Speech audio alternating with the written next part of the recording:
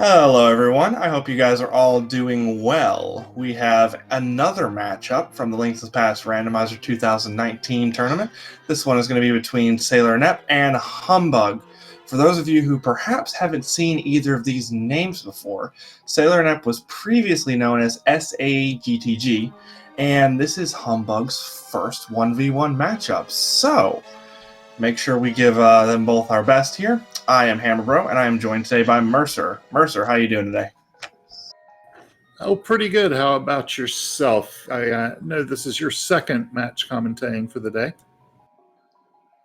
I'm feeling great right now. I've got a bunch of Zelda showing up, and I'm just really happy to be riding the wave of it. So my addiction is currently being fed. So I'm very happy.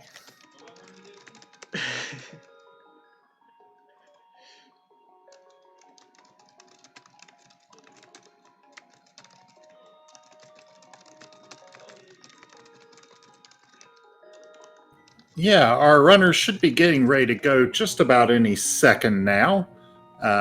We'll see how they decide to start off, if we get an immediate path divergence or if they both go the same way.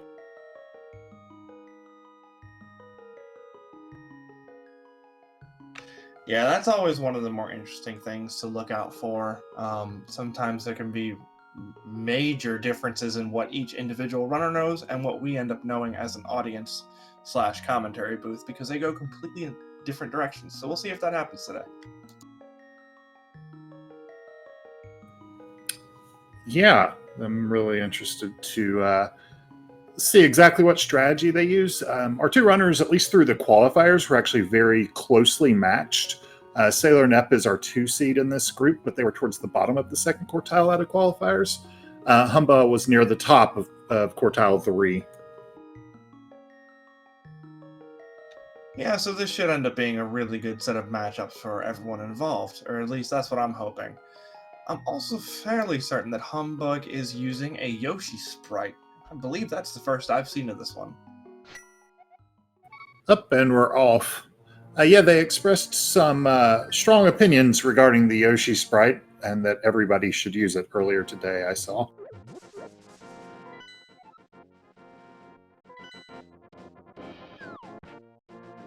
Alright, so it looks like we have a bunch of just standard crystals in the light world there. Yep, and we will get that divergence. Humbugh is heading towards Uncle. SailorNep starts in Sanctuary.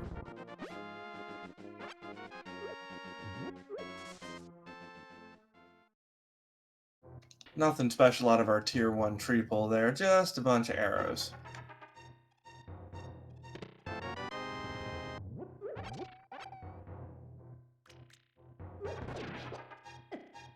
Nice to get that bottle before going to CAC and check Sick Kid. Oh wow, okay, and a bow as well, so those arrows might look a little better.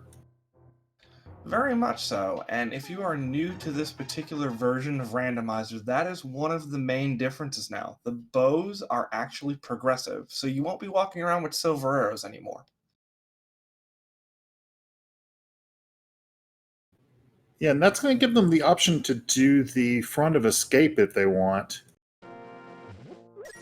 Oh, there's another bottle right outside of CAC, so never mind what I said there.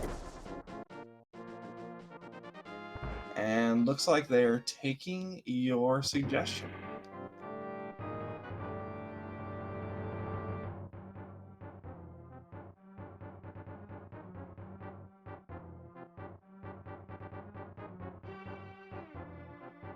Also looks like Humbugh is employing the use of some pumping.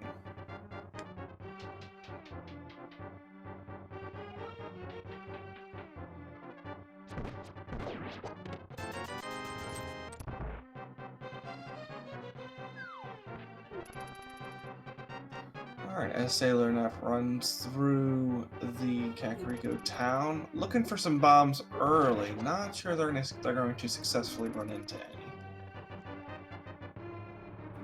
Worst case, they have rupees to buy them.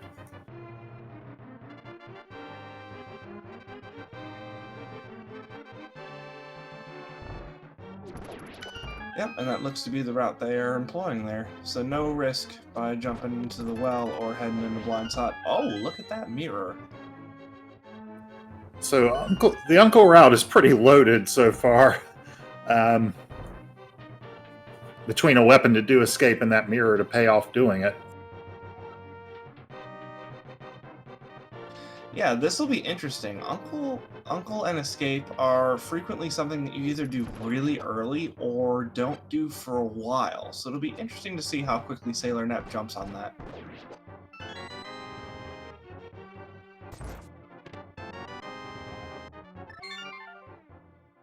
And there's a cape just because. I mean, that is a loaded front of Escape plus Uncle check.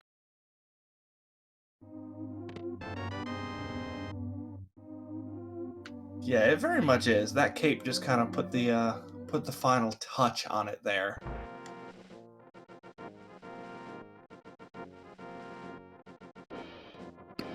As well as making people perhaps mildly afraid that our Aghanim buddy might be required. Speaking of loaded, there's a fire rod.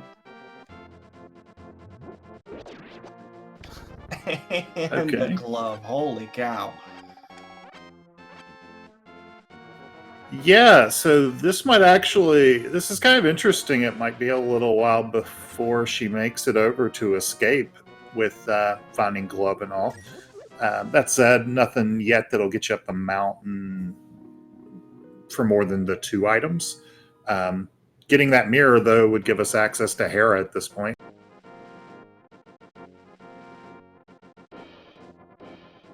That is a fair point, and really early access, too. I don't believe that SailorNep went south of Kakariko. Am I correct in that? Yeah, you see this play sometimes if you end up having to buy bombs, where because you end up at the north side of CAC, they don't go to the race game. Yeah, the mountain would not be in logic without either the lamp or the flute, but it's still a play that can be made.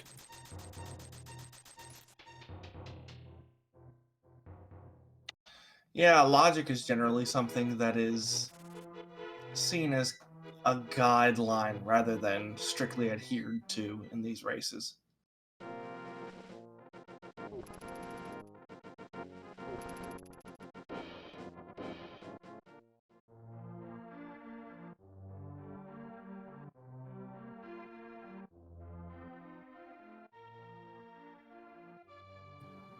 So Nep looks to be heading to the ice cave.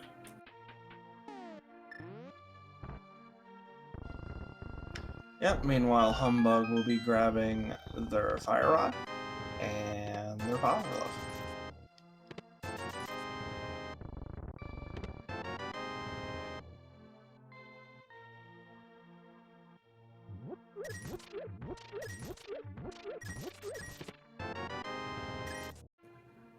She's having a little crab problem, needing to dodge around those.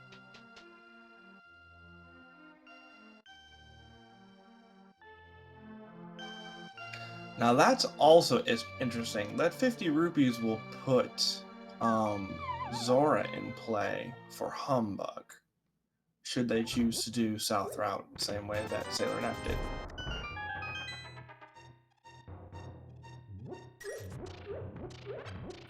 Yeah, and the gloves do put Zora in logic, but it's not a real fun play. Without the Moon Pearl, you can't do the Waterfall Cave.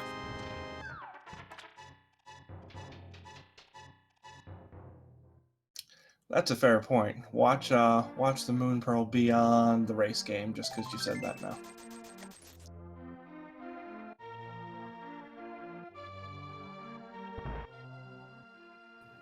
So worth noting, another change for people who might not have watched a lot of randomizers since the past tournament. In V31, Bow plus Fire Rod actually puts Armos Knights in logic in Eastern Palace before you would have needed a lamp for that. Assuming the big key is not in its vanilla location, because oddly that location is out of logic without the lamp. Yep, by and large, any dark rooms that you can light a torch in with the fire rod without too much difficulty are going to be seen as in logic for having either the lantern or the fire rod. Yeah, there are 3 total locations in the game where that applies. Armos Knights, actually Dark Cross and Escape, and then the money corridor in Pod.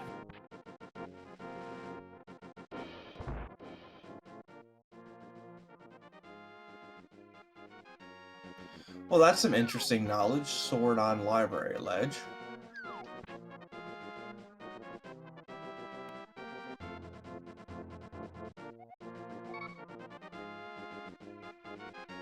Oh, that's But gonna feel like a long walk.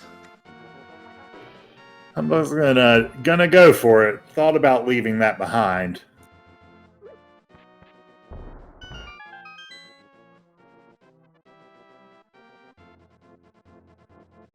Yeah, but with still having sitting on only 3 hearts, that blue mail's really gonna help you out.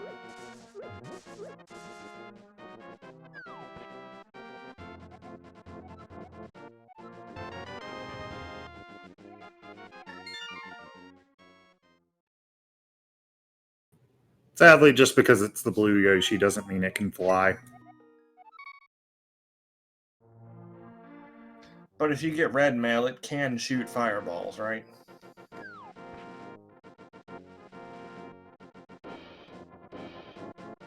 So Nep actually quits out there rather than using the mirror to go check Dark Chest.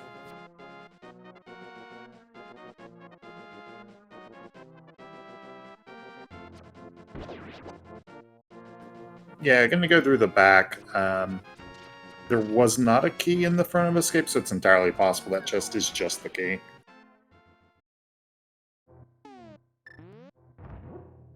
Oh no, my mistake. There is. There was. I must have just missed it. I'm pretty sure it actually technically is faster to just come from Sanctuary and do the 4 chests that way.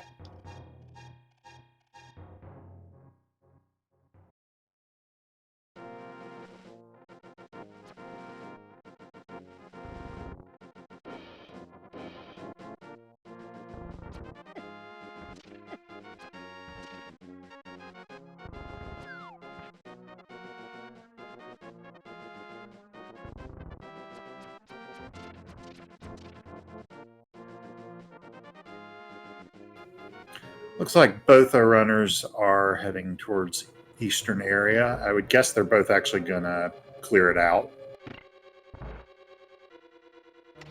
Yeah, that would make sense. It's full clearable, it's a crystal, and neither of them have quite enough money for Zora at this given point. So this is really all they can check that's within logic. Outside of, Agnes Cave, which no one likes going to ever.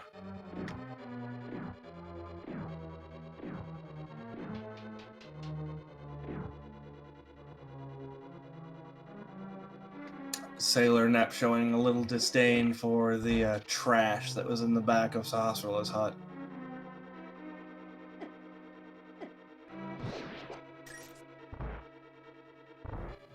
I mean, he's gonna hold that against them. Probably gonna end up having to come back and give a green pendant later.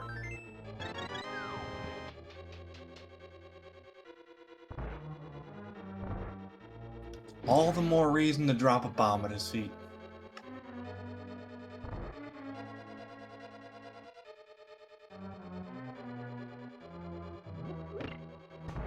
I'm still trying to get over how adorable that Yoshi sprite is.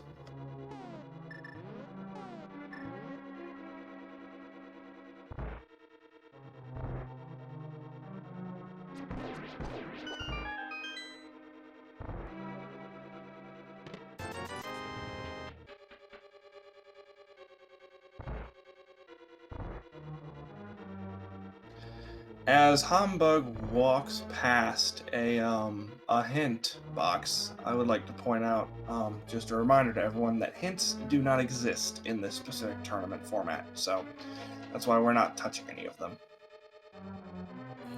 Also worth mentioning, we have found all 3 items that are in Eastern, and it's a bunch of garbage. So they're going to finish the dungeon out, But they're not going to find anything else. It's just the dungeon items left.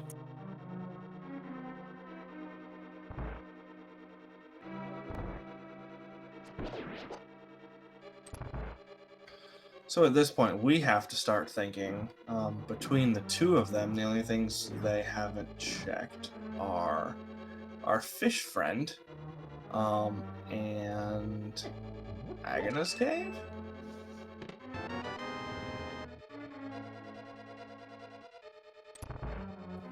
I mean, there are other checks they could make, but that's the totality that are in logic, I believe. Right, they could obviously go up Death Mountain, just break that logic and go into Hera or something of that nature, but we know that there's some sort of progression between Zora and Agnes Cave at this point. Yeah, they can also fake flipper the hobo or do one of the newer pieces of tech and splash delete to the Zora ledge. But progression's got to be at one of those two spots. Yep. There are also a couple of spots that each individually have not checked, so they might go to those places before doing either of the ones we've mentioned. But as a group, we know that that's all we have left.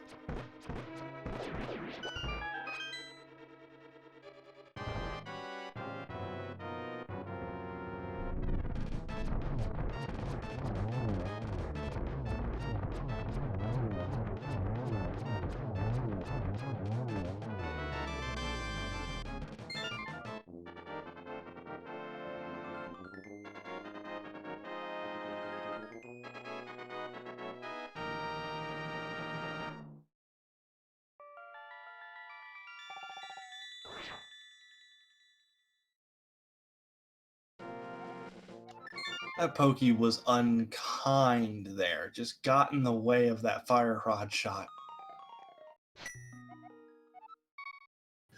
Yeah, they get through it just fine, but it's definitely the worst of the two dark rooms in Eastern.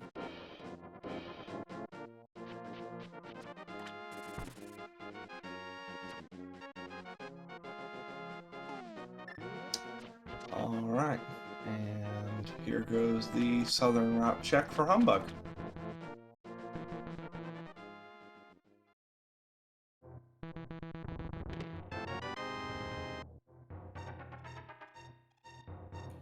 Did Nep not check the dam?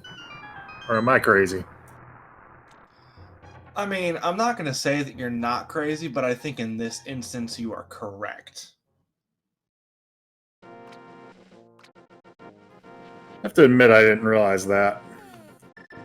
That actually makes the Agena, like, that means Nep will check the Agena cave before Zora.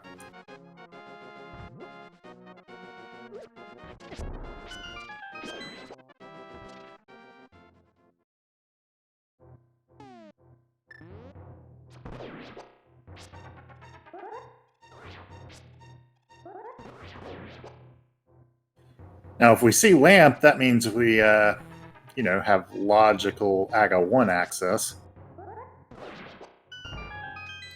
We don't talk about that, Mercer. That will not happen. We do not wish that on our racers.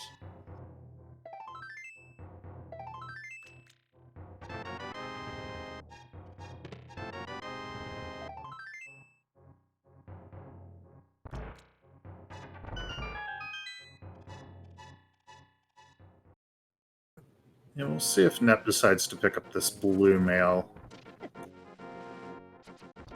With 5 hearts, they might not elect to. I also wonder if they're going to check the library, which does not appear that they will. Yeah, I'm not sure how much of a difference she thinks it'll make, but I guess pretty confident in survivable ability there. That sword on the library, though, might end up being a game changer depending on when and where boots are gotten. Probably holding off to check that until boots are found. Like, the knowledge is nice and all, but it's not the end of the world until you can actually get the item.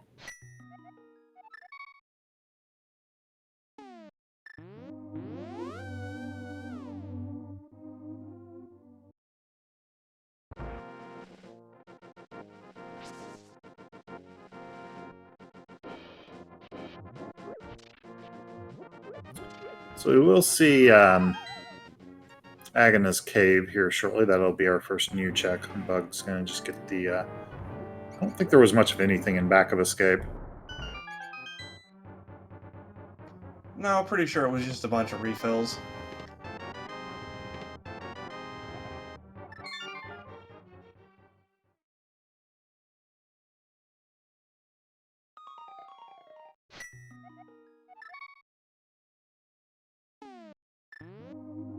Alright, so you think we're going to have anything here, Mercer? I feel like we probably need to. I'm going to go with the lamp. Or, okay, we'll just do that. Interesting. That doesn't really immediately help.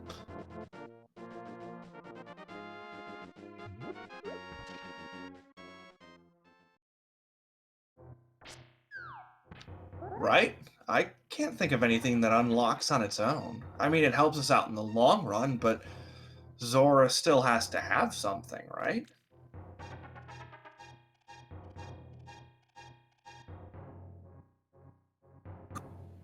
Well, Humbug's got the Moon Pearl marked on the tracker. I may have missed where that was.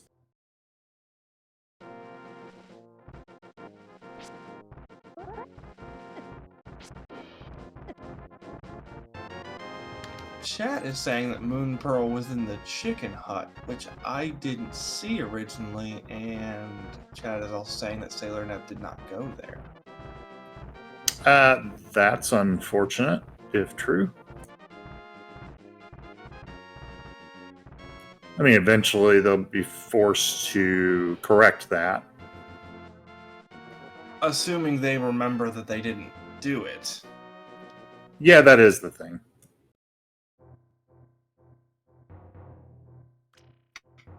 I did not see that at all, did you?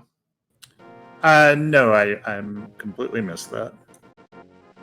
I was looking at it and I still didn't see what it was. That was a really fast check.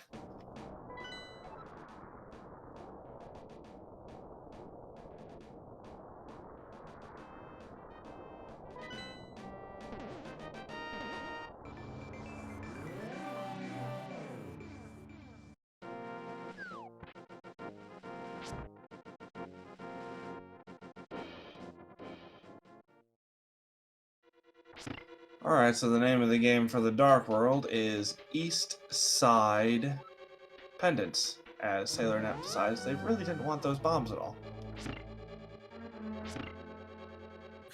166 rupees per bomb is a little much.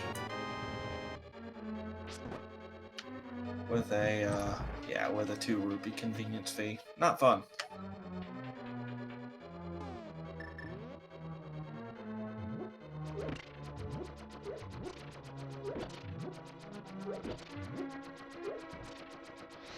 We'll see if Nep realizes where they didn't check. I'm not sure if she uses an item tracker. The CAC routing originally was a little wonky.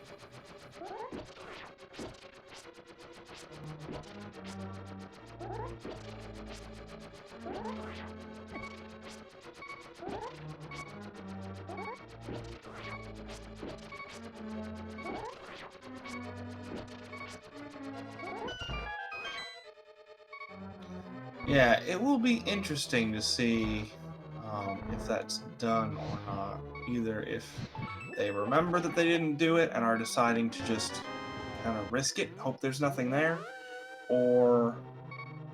Well, no, that wouldn't make any... Is there anything that SailorNep still hasn't checked that's in logic?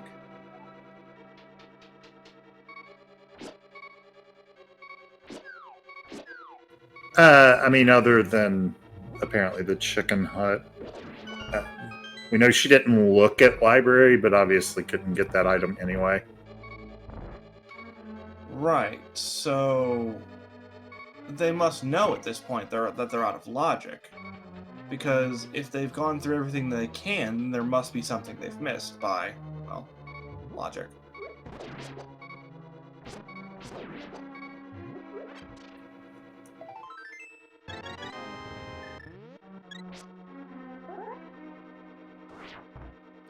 That was a very timely refill on Humbugh's side.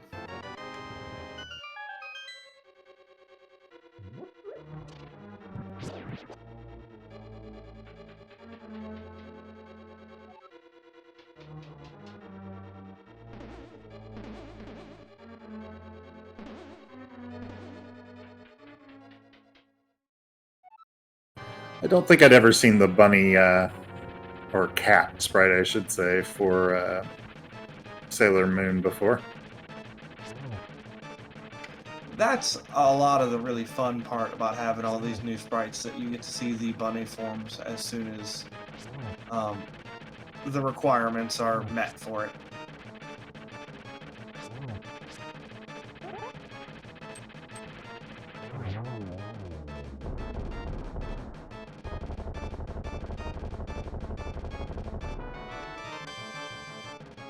Well, that's interesting. An early ice rod for a pendant turtle rock. I've certainly never seen that before. No, that never happens.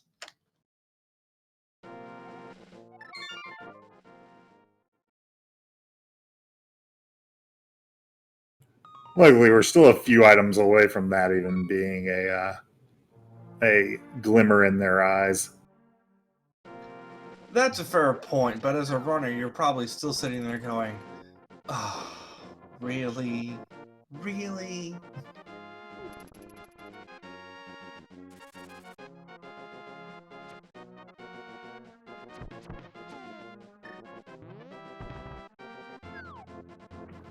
Okay, that was a nice splash delete setup. I'm told that a lot of the trick to that is in the timing of the arrow shots.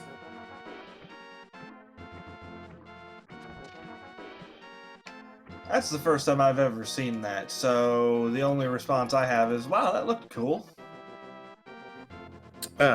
So I'm not going to claim I know it fully, but my understanding is the basic of it is that you overload the game such that it cannot do the splash animation, and then because it didn't do the splash animation, you're swimming instead of drowning.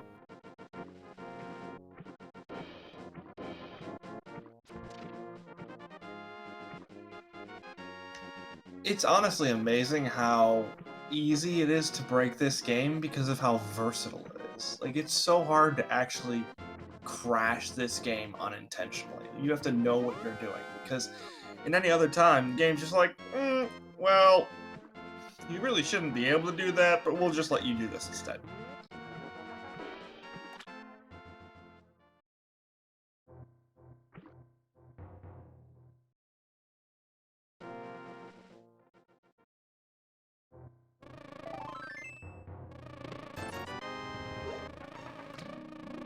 Let's see what the fairy's giving away in balls today. Green? Okay, not bad. Better than nothing, and might come in handy later.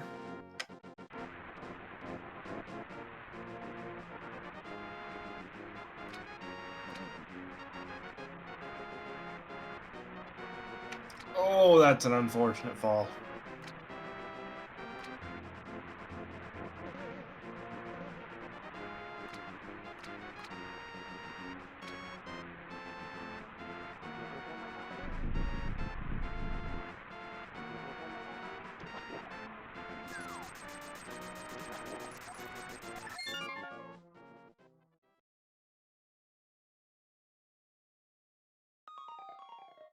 Humbug also decides to forego the artisanally crafted bombs.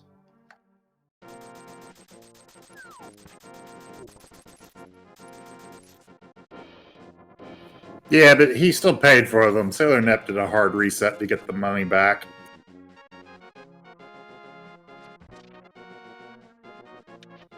Honestly, if I paid 500 bucks and got 3 bombs, I'd want my money back too.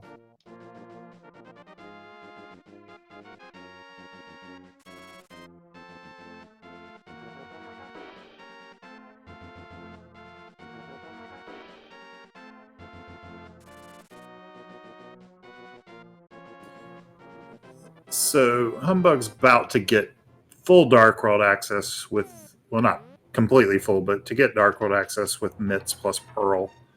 SailorNep's really got to find the check that she missed.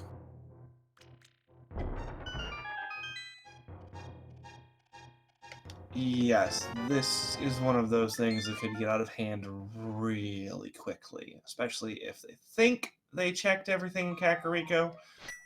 This could get really unfortunate, although it looks like they're headed straight there, so that's hopeful at least. Yeah, the routing at CAC was a little wonky because of the lack of bombs, so I can see where maybe she's thinking, I should recheck these places. Just a sec. Nope. Yeah, okay, there we go.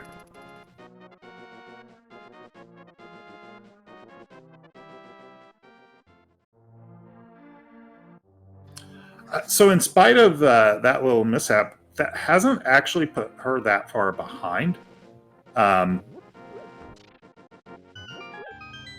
Into Dark World. I mean, honestly, I think part of that reason is because Humbug had to walk over here to get into the Dark World anyways.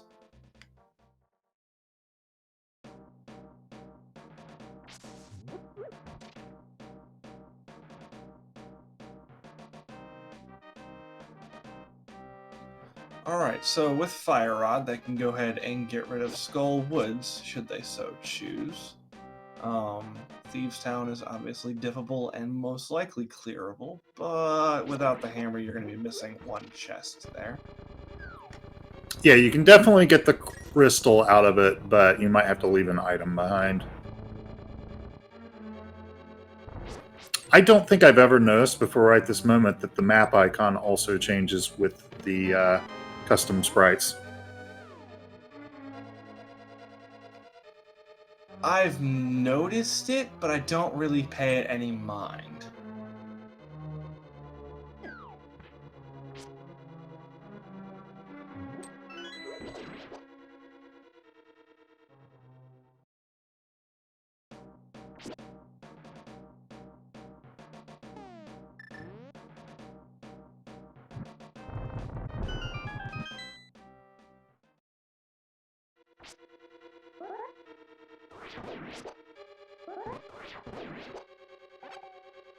Alright, Humbug headed straight to the back, and we will see what ends up of Mothula here. I'm not gonna lie, this isn't a Mothula fight I'd want to do, although the green potion for some extra fire rod shots helps. Yeah, but even as such, you can't use the fire rod and the cape at the same time, and with 6 hearts,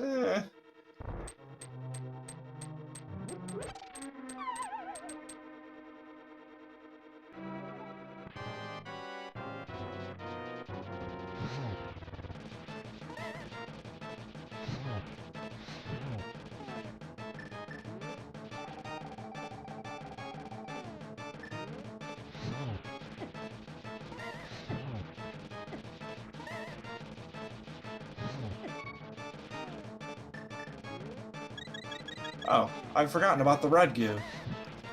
I had as well. That'll help.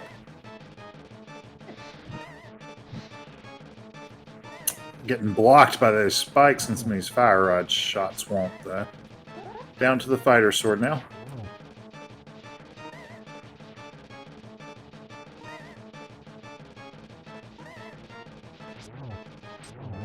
But cleans it up nicely. Gets the kill.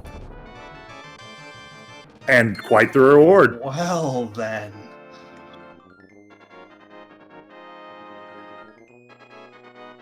Oh, that stupid hand got in the way of the fire rod shot.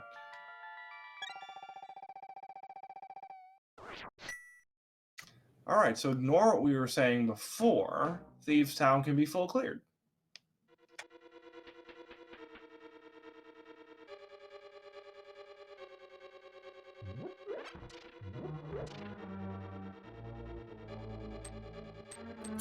So Nep's going straight for the combo of Fire Rod and Fighter Spins.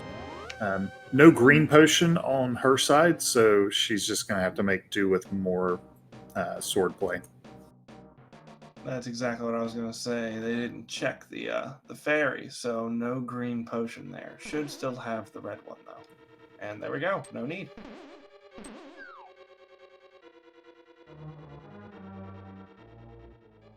That's honestly two very good Mothula fights.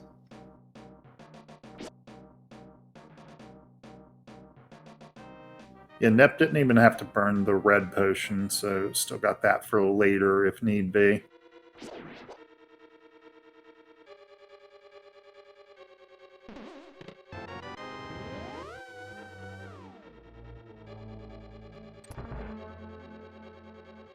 Yep, Humbug still running around trying to find the last item in here, wherever it may be. And of course, it's going to give him the wild goose chase.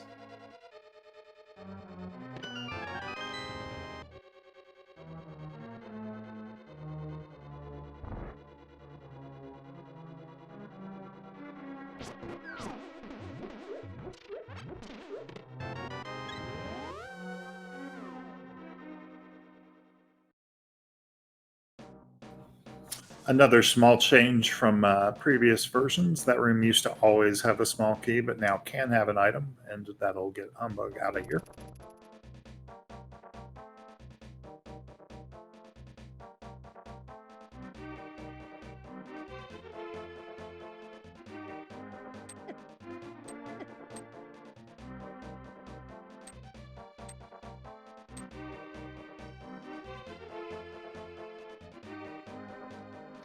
Interesting. Looks like they are going to prioritize Graveyard Ledge and, yeah, just Graveyard Ledge. Because they can't do either of the other ones without the boots. Yeah, but once they've got Titan's Mitts, so they don't have to mirror for the other two if they get boots later. He can just save quit out to sink. That is a fair point.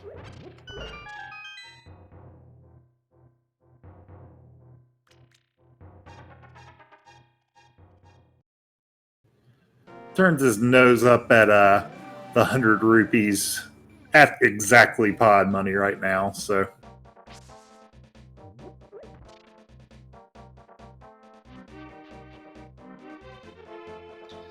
Yeah, there's nothing else they technically need other than perhaps a red bomb later on in the game, so money not of the highest priority right now.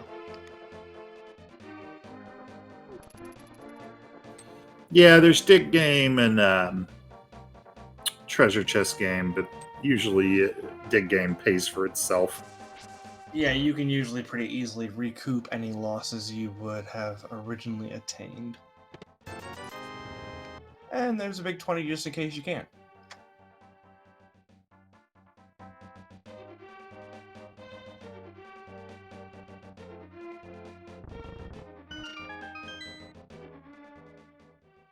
Yeah, so our runners are kind of dogging each other's footsteps right now.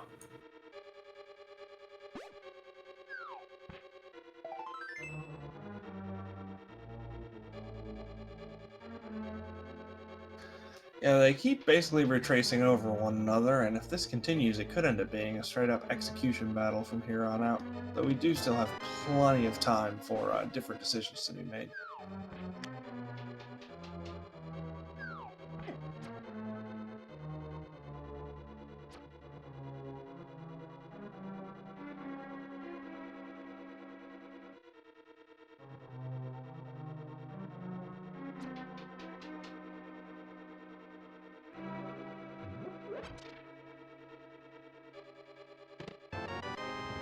Oh, hello. Gotta go fast.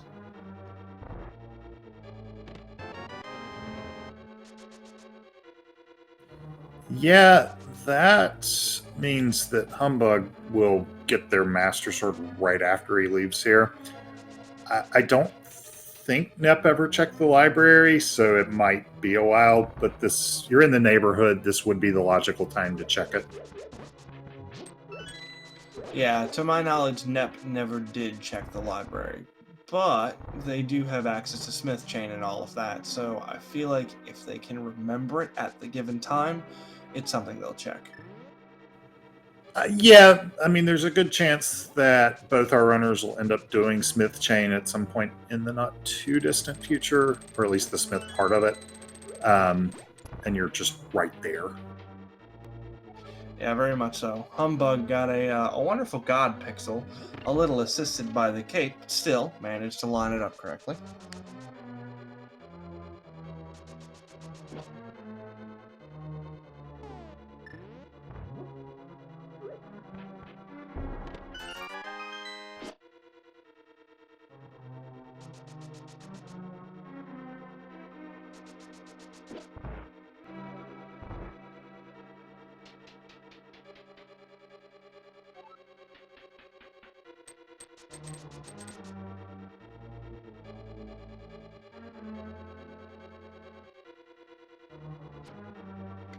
Both of our runners making fairly quick work of thieves down here.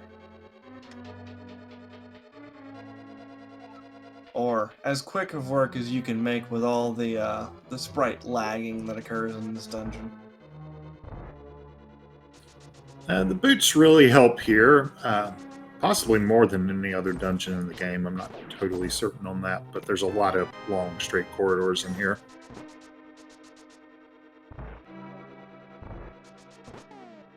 Yeah, there are also a lot of enemies and projectiles that move either at your walking speed or slightly faster. So the boosts allow you to be one of the fastest things on the screen rather than trying to vie for dodging everything.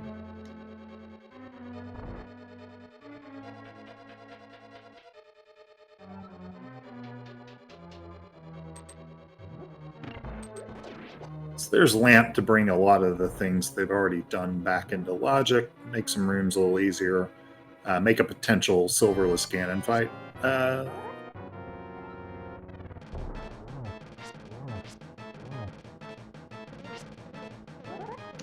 Blind taking a shot at Ganon's eating habits, calling him a bacon.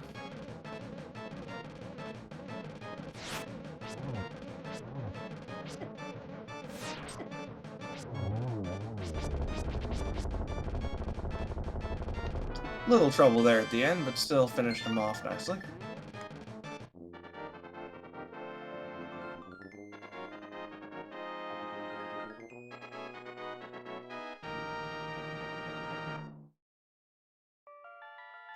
Yeah, those crickets are very quietly one of the most terrifying enemies in the game, in my opinion.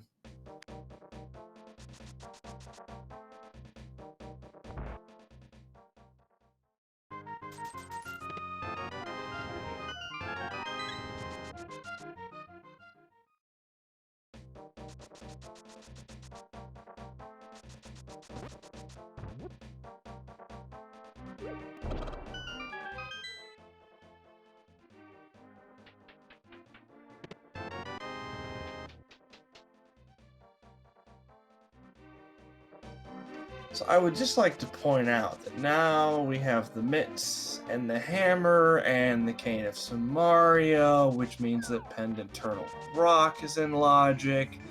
Just It's a not. thought. It's not. We don't have any coins. That's right, outside of the medallions.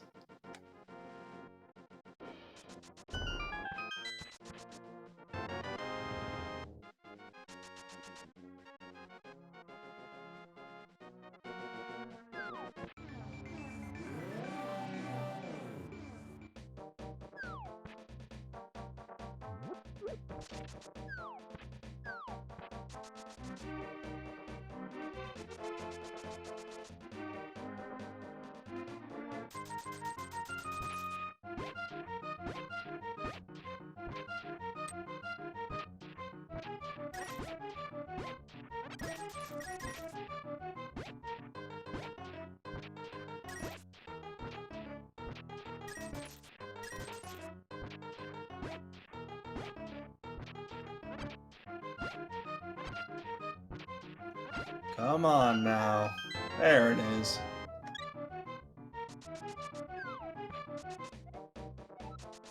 Just leaves that 5 rupees on the ground.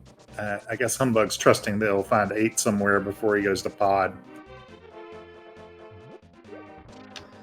I mean, there are a lot of checks between now and then.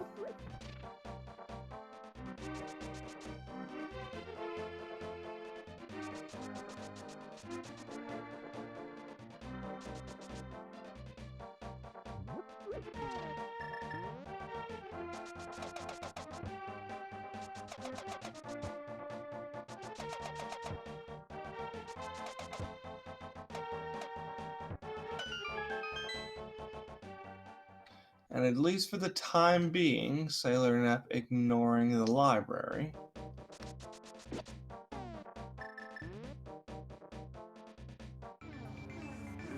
You would check it right as you pick up Jeremiah. So you can't do that and then dig game.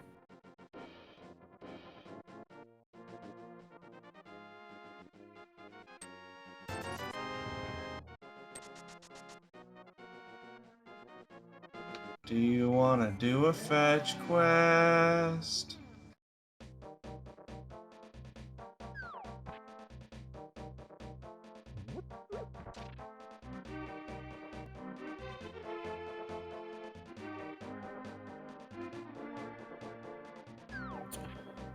The option to do multiple, in fact, could have fake powdered there.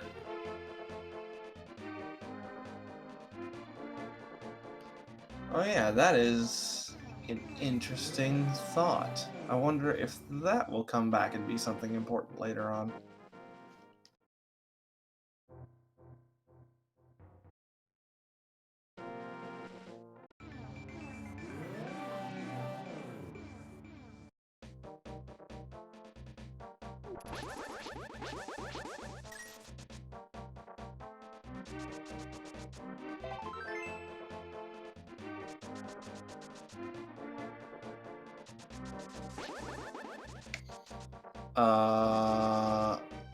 Did you mean to leave that there? They almost certainly did, and you'll see why here in a second.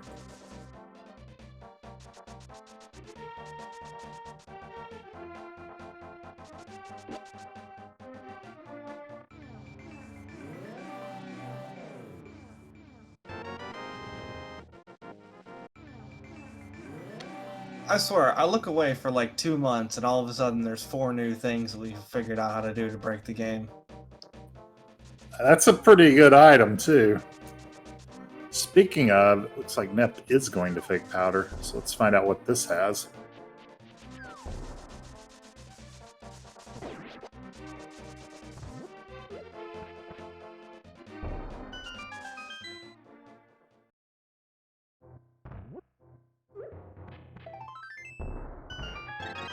Oh boy. So if Nep does the purple chest, that's gonna open up Swamp. You don't have to be so excited about that.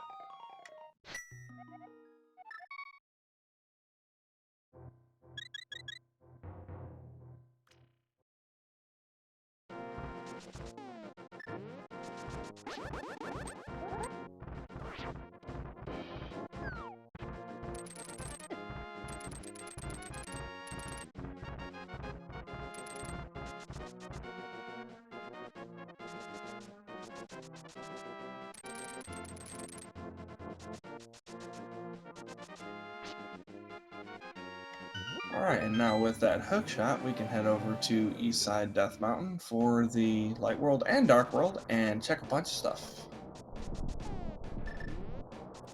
Yeah, it's more convenient. They had access to the east side of Light World already with Mirror and Hammer, but this is much more convenient.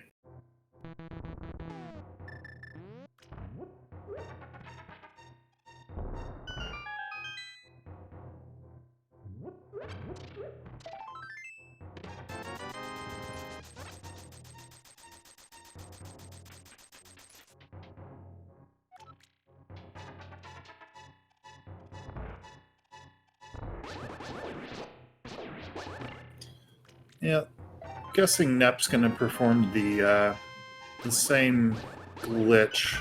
Basically, the way it works is if you mirror next to the guy and the chest was still in the dark world, he opens it before it realizes you don't have it.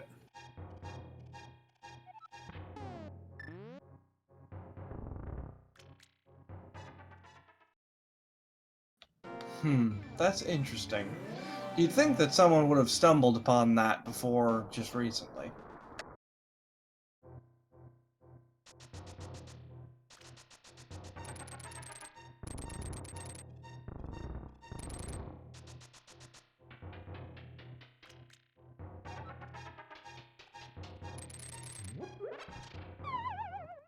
And SailorNep goes through another utterly useless hype cave.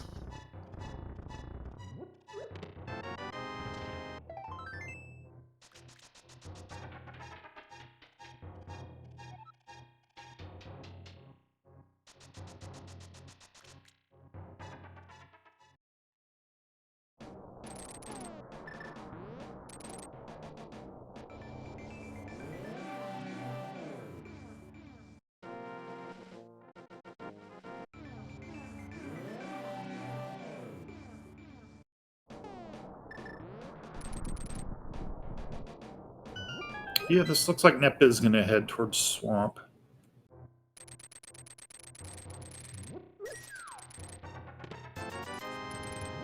You do have to clear it after all, so there's no real reason not to. You're in the area, you've got the stuff, might as well. Yeah, it's sequence broken until you find powder, but that's fine. You don't really need powder for anything else.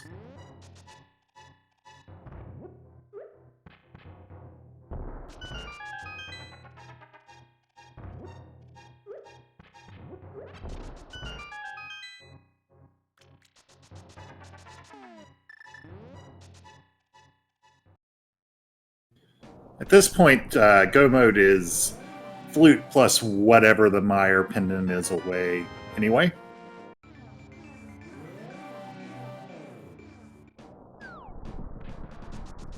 Yeah, that's a fair point.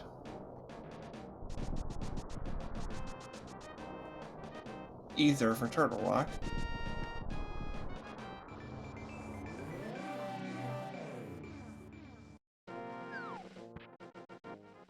So either be rooting for or rooting against finding ether, depending on your personal cruelty level.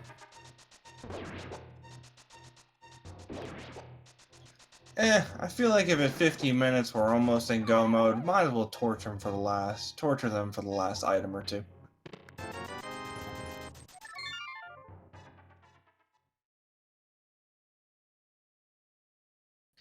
We might also need book, depending on where the flute is located.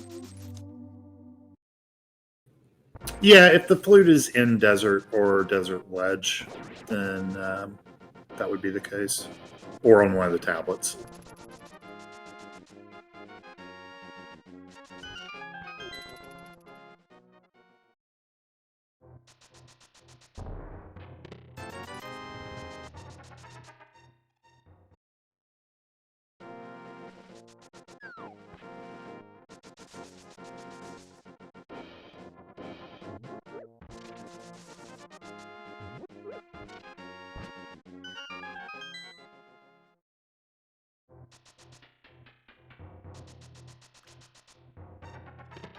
Alright, SailorNep electing to avoid the left side of swamp, at least for now, while Humbugh picks up another fetch quest.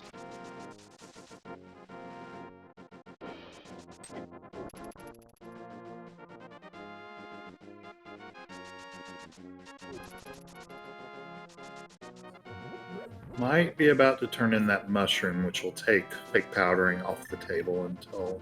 Well, take fake powdering off the table entirely.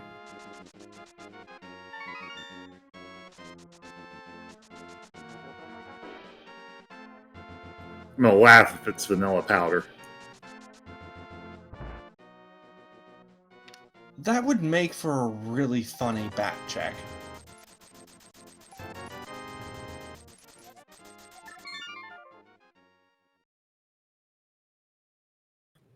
Okay, this could be really bad for Humbug, but we'll see where the powder is.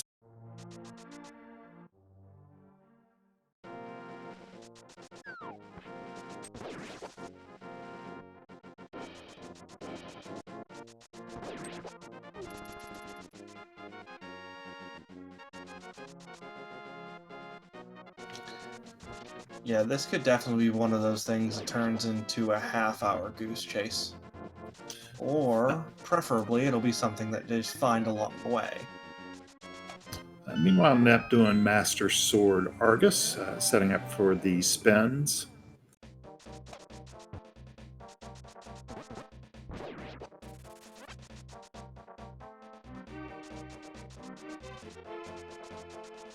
So really the best case for Humbug is that the powder is in the same location as one of the other items, like next to flute or something.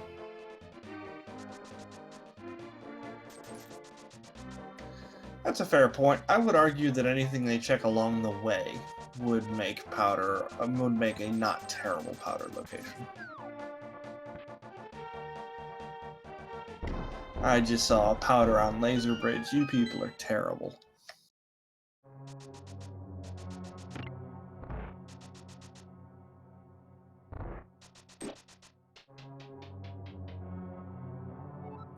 Alright, SailorNep heading back in to go grab left side, while Humbug does a nice little pot glitch and mirrors back out of pod.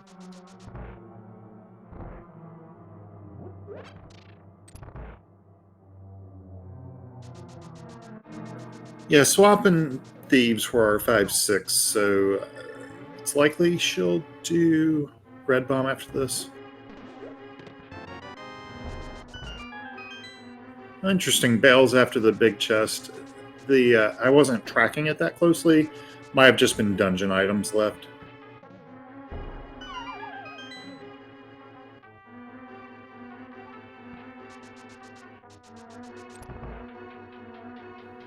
Gonna do their own mushroom turn in.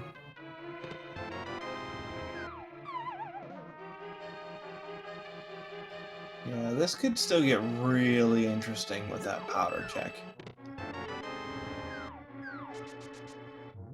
You know, Humbug on a casual butter sword.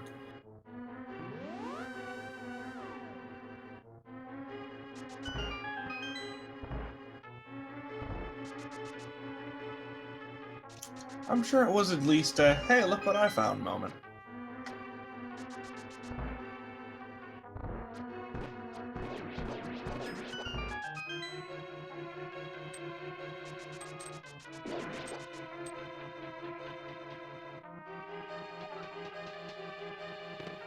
The swag bow item dash through the door to fire an arrow straight at the are those Igors? I can never remember.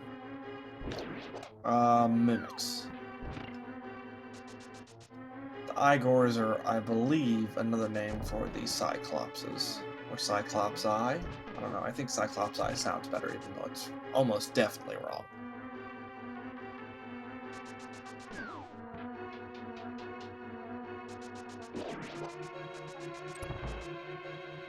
For To those answer of you, you can go ahead. You're probably going to answer the same question I was. to answer the question in chat about whether Pet is alive, it is, because we do not know what the Meyer pendant or medallion requirement is, and it could easily be there. I think it could also be the flute. Yeah, it could be the flute, right? Yep, so basically anything we need for go mode at this point, directly at the very least, could be on the pedestal.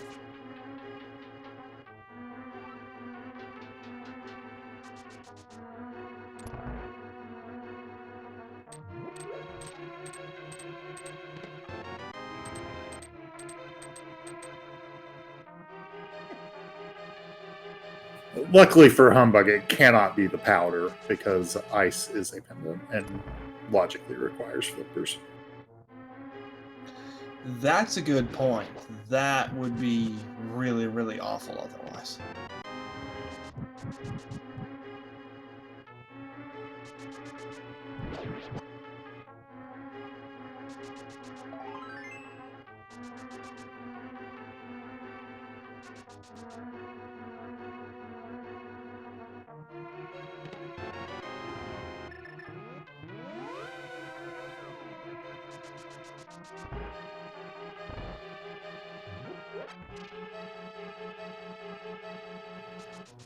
So Nep is now officially out of crystal dungeons that are accessible, so we'll see where she decides to go.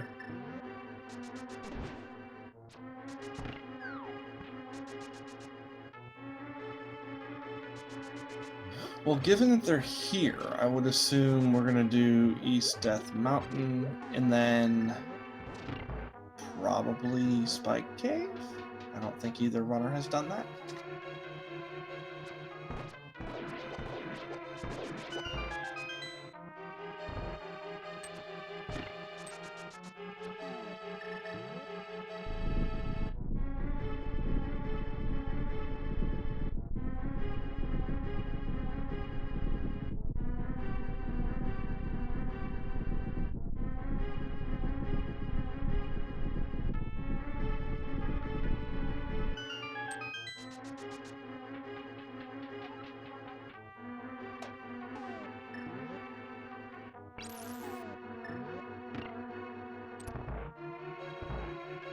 It definitely is another point of potential divergence, as Humbug is going for the green pendant. SailorNep could choose to do the ice, could do Ice Palace, given that they actually have the flipper, so they know that's in logic. Well, sort of in logic, but yes.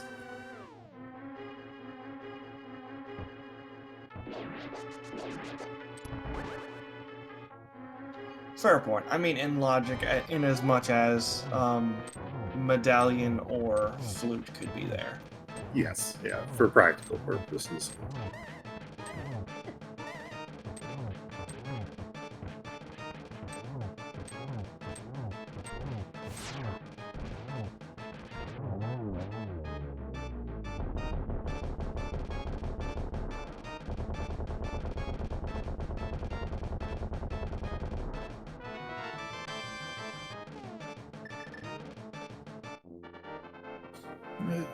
At least the green pendant turn-in is just right outside. Yeah, Pod or Eastern being a green pendant is at least convenient in that regard.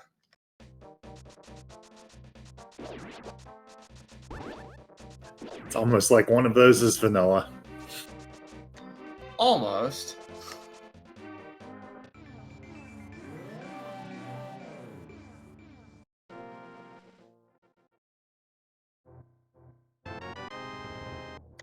Well, that wasn't helpful. Next. Yeah, just the sword, basically. And honestly, for this level of runner, the difference between tempered and butter is not big.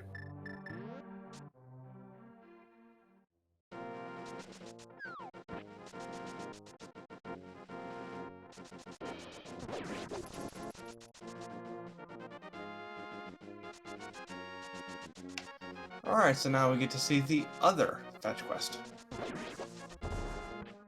Which, if this ends up being powder, I'm probably going to laugh very hard.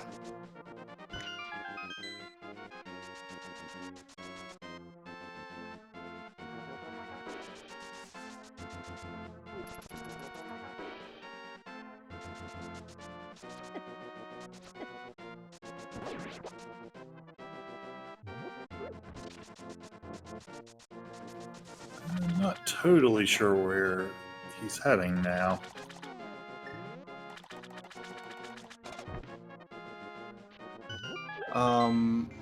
Red Bomb? No, because Swamp is the other 5/6. Yeah, that's available to Nep, but not to Humbugh.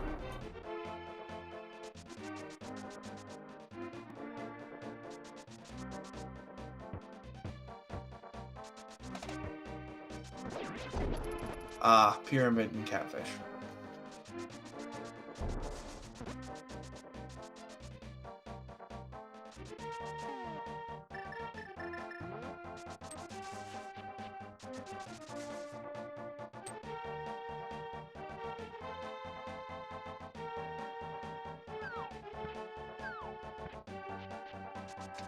And that bug net is going to be doomed to stay there forever.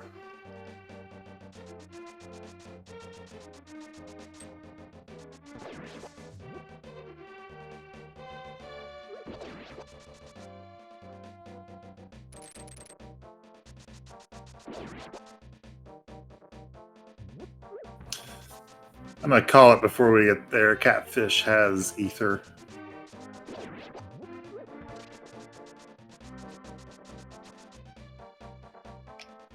That would be unkind.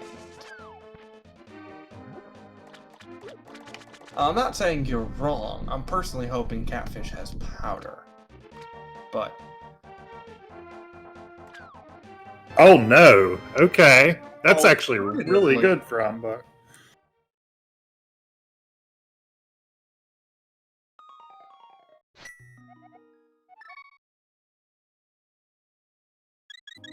Now, Nep might head there after Big Bomb. It would make sense to do so, at least from a routing perspective. You're not going to be this close to Catfish ever again. Yeah, Nep also did not do Waterfall Fairy, as far as I know. humbugh did, but Nep hasn't been up there with Moonpearl. That's a fair point. Everyone grab your cheese and quackers. We are going to unstuck the duck.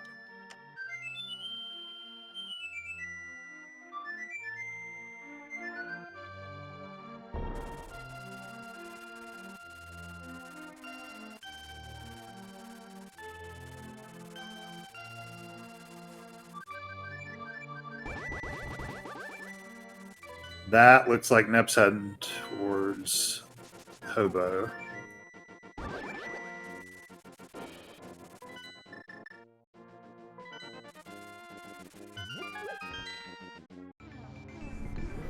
To answer chat, because we just got the flute, we have no idea what medallion is required for a mire, although we're about to find out in just a second here. Bombos!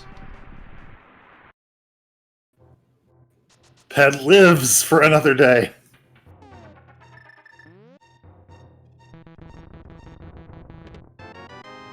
No, it doesn't. Oh, that's ridiculous. That's, well, that's kind of bad for humbugh in some ways, because that actually opens up the possibility of powder being in Turtle Rock.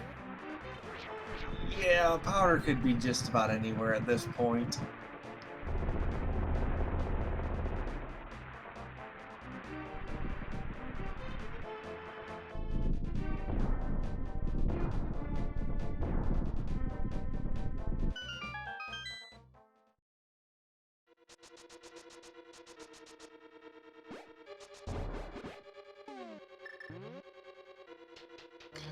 Alright, so we as a group are in go mode.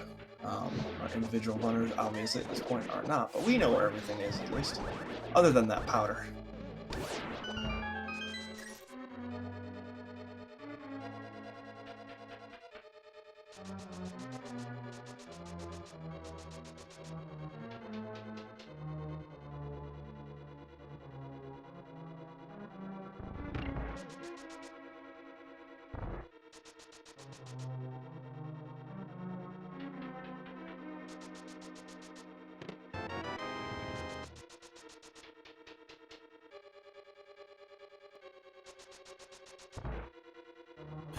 Okay, so this is gonna... Yeah, Nep's about to do Pod, which we know is not going to do anything for her. So really, this is a race for humbugh to go wherever the powder is, versus Nep looking for Catfish. And Catfish will lead her straight to the medallion that Meyer has. I would imagine that Catfish would be done at latest after Pod. I would hope. Because again, you're not going to be around here for anything else. It's either that or it's a gamble of Catfish not having anything.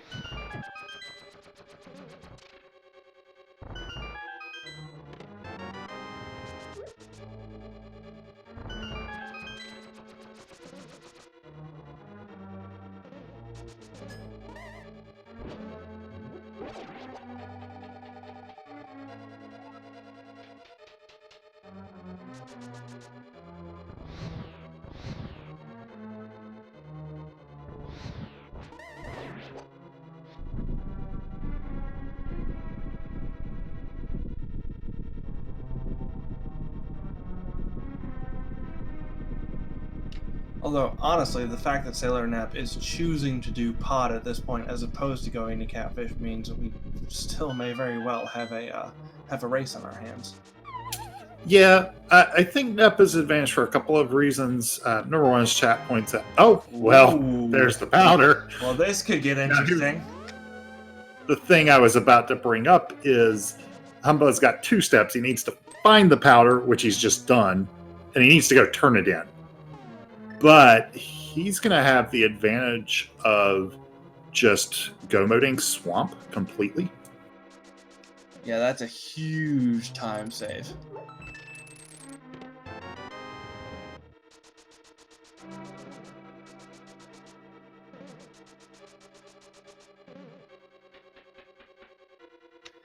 And in a sense of amusement and unlikeliness, we ended up getting the ice rod really early and didn't need to go into Pendant Turtle Rock.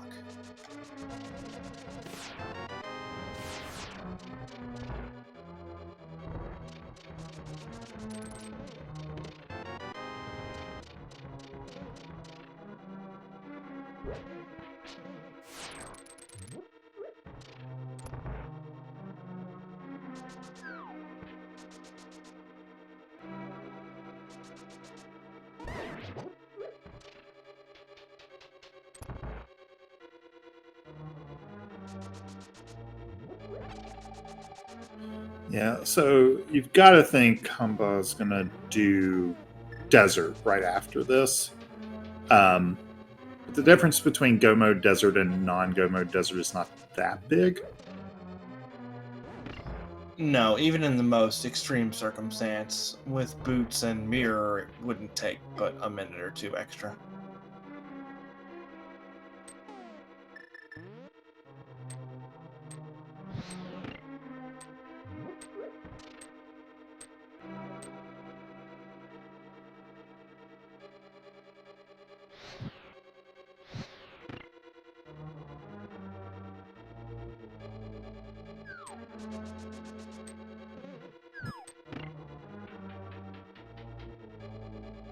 Humbug getting a little spooky there for a minute.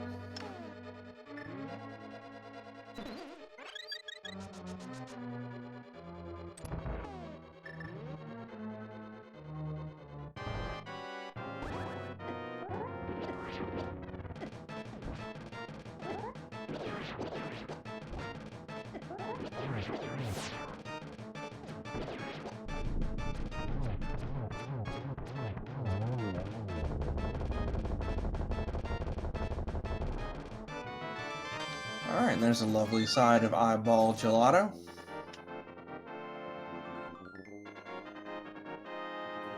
Also gets the other item, so no chance of him coming back in for left side.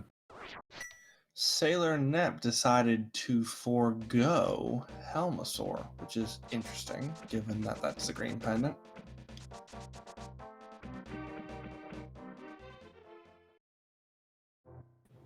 Yeah, going straight for ice now, it looks like.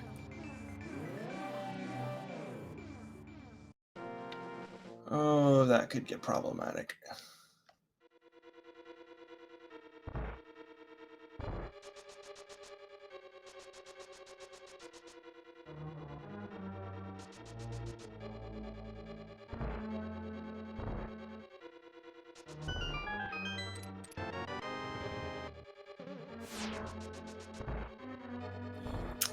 Boots like Desert, but we've had Boots for about 45 minutes.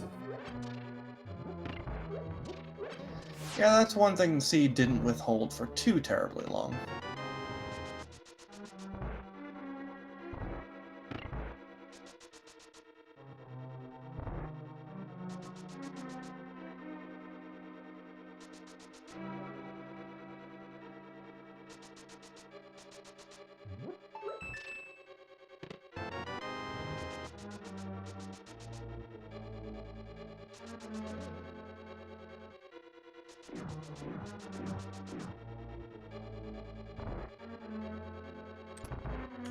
Another invulnerability item for Humbug, but I dare say not going to be terribly needed at this given point.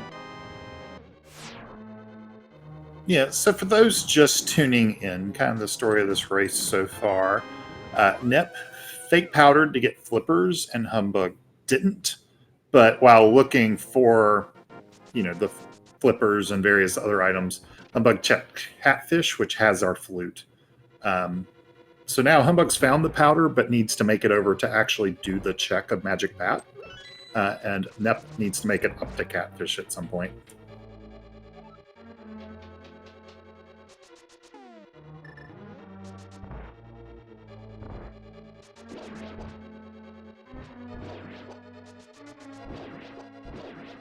It's a situation where we have all the knowledge we need, but both of our runners are missing one important piece.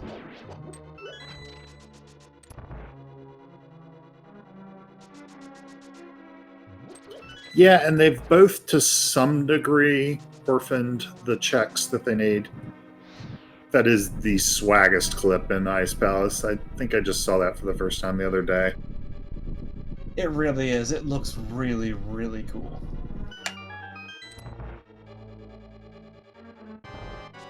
I would argue that SailorNep is in much worse of a place with Catfish being completely and totally orphaned, because even on a good day you don't want to go there. And since they've checked the pyramid and everything on the north side of the Dark World, it's really way out there all alone.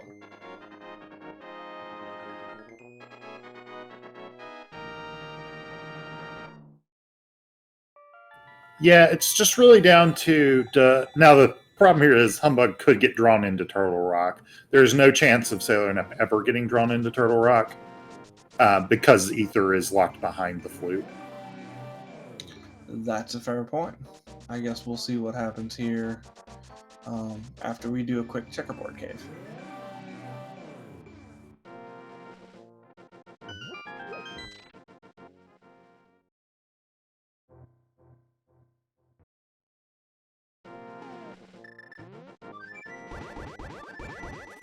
And the moment of truth. That's not a good number to choose.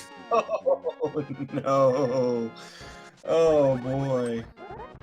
All right, keep your hands and feet inside the building. We are going to have a bit of turbulence today.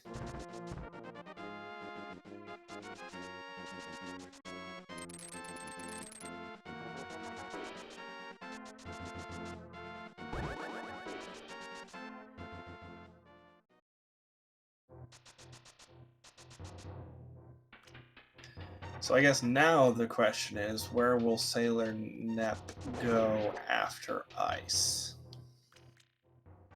And they didn't finish Pod. I don't know if you double down on that gamble or not. I'm really not sure.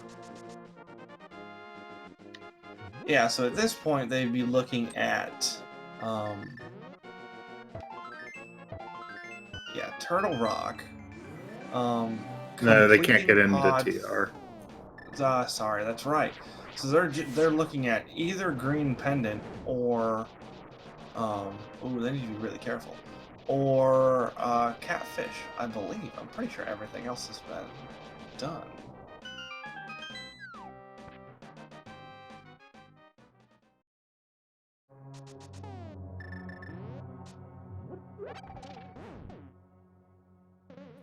Yeah.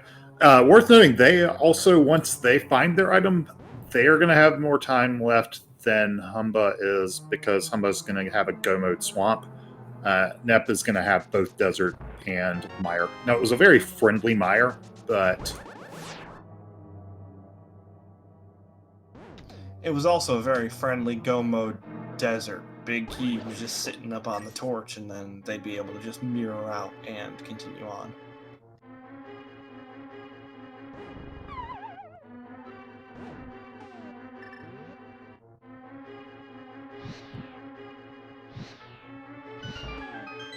Alright, so we're headed back to the area here. Is this going to be a Helmasaur clear or a Catfish check?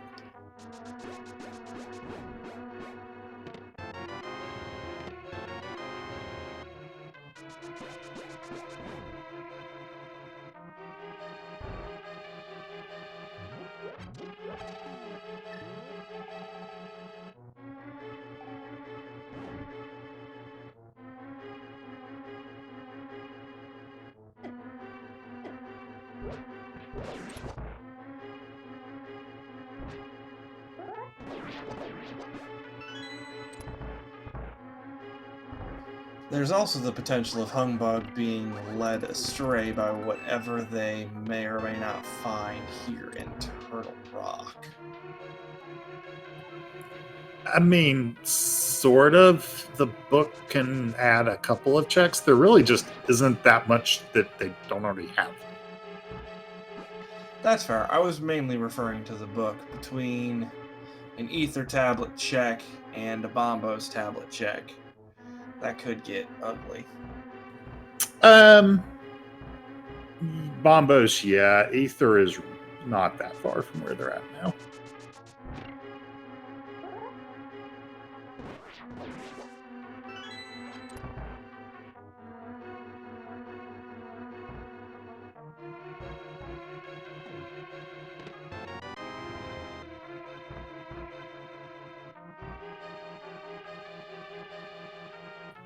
Vanilla TR big key.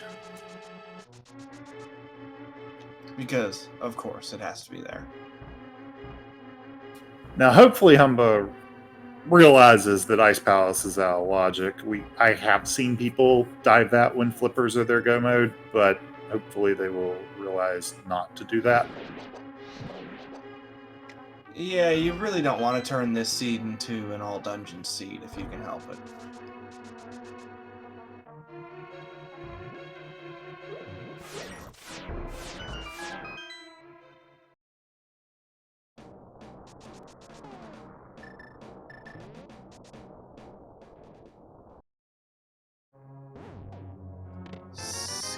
Skipping... Okay, never mind.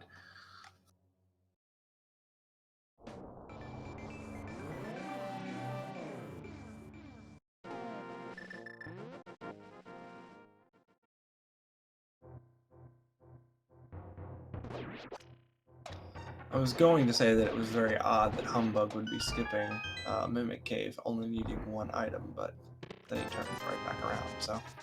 Yeah, especially when you're dipping independent TR.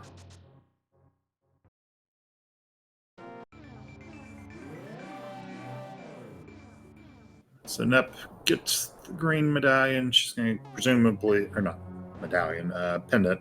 Presumably she's going to go turn it in and find out that there's nothing. Probably bomb the old man a couple more times. And then maybe hit Catfish. Maybe. The big difference here in terms of availability is that for SailorNep, the pet is still alive.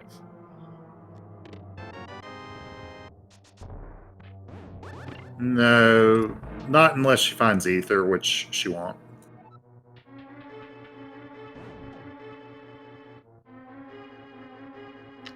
That's a fair point because Ether is sitting on in the mire area there. Yeah, I think she's got to be close to last location in Catfish. I'm actually not sure whether there are checks left. She did red bomb, correct? Yes, it didn't have a whole lot. Yeah, so I'm fairly certain this is it.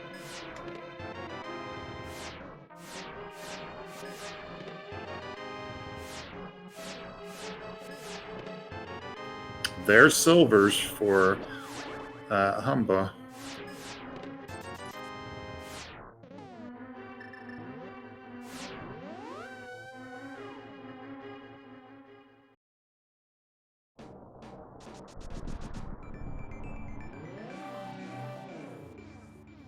May have been tracking item count and be about to head out to do those checks.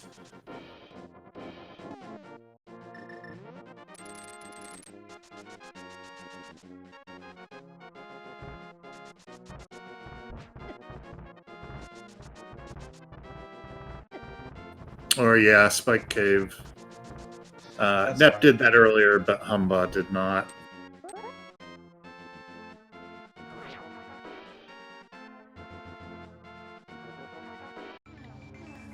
So what does Humbug have left to check other than Spike Cave? As long as he realizes that Ice Palace cannot have the flippers, not very much. Is there anything outside of this and magic powder that's left?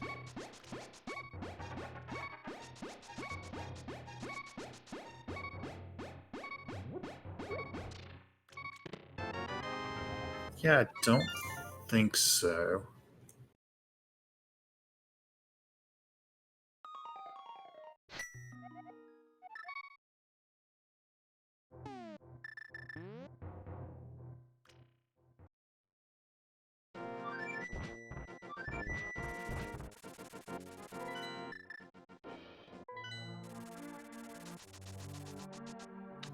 All right, so that's definitely looking good. Yeah, he's definitely doing the thing with the hammer out. So I think even without silvers, this would be advantage Humbugh right now because Swamp versus Desert plus Mire. But Yeah, a go mode swamp is definitely going to be faster.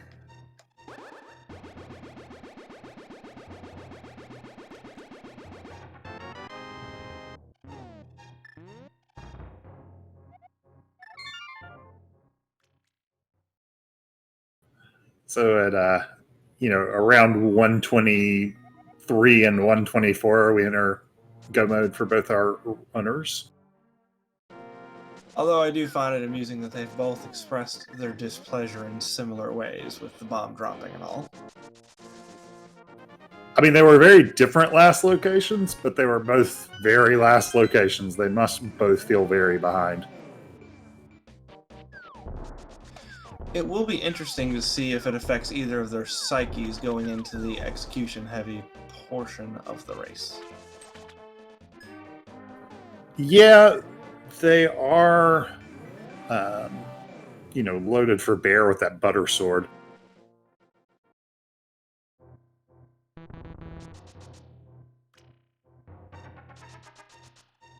I didn't mean so much as dying or losing copious amounts of health. I just meant in terms of time taken. I believe Meyer Big Key is in the room with the spike chest, but Yeah, I want to say Meyer Big Key is very early.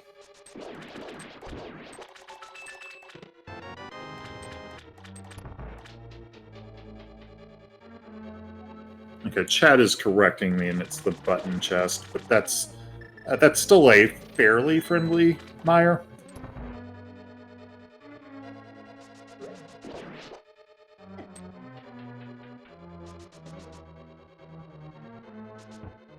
It could also come down to GT routing as well.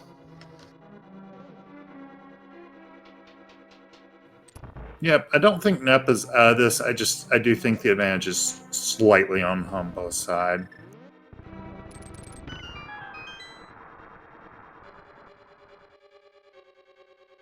Yeah, it is still very much anyone's race at this point.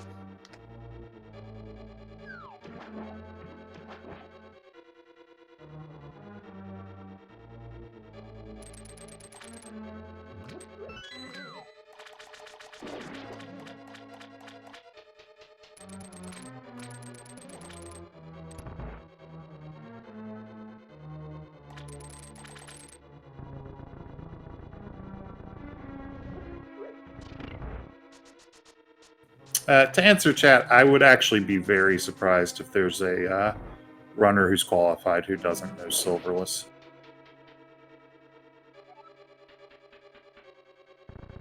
Yeah, I would argue the vast majority of the runners that have qualified are far beyond that in terms of execution ability.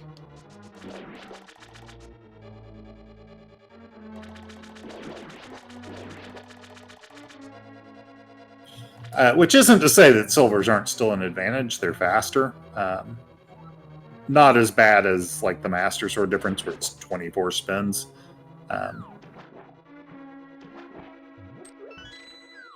I actually had a runner earlier this morning who had to do the spin cycle Ganon, as I enjoy to call it.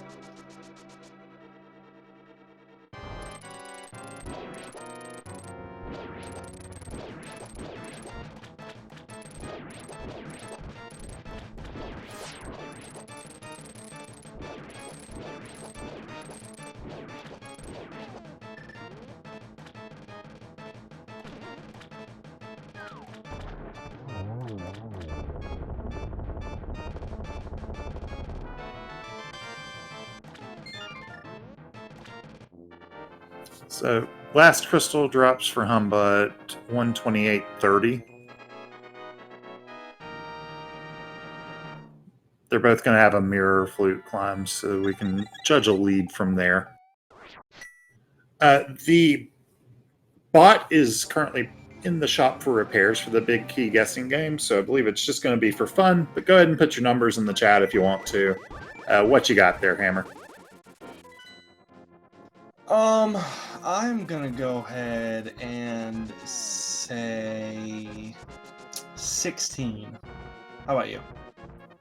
I mean, they've last locationed everything else, so let's go with 22.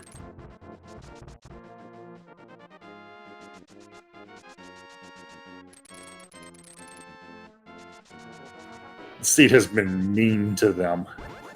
It really has.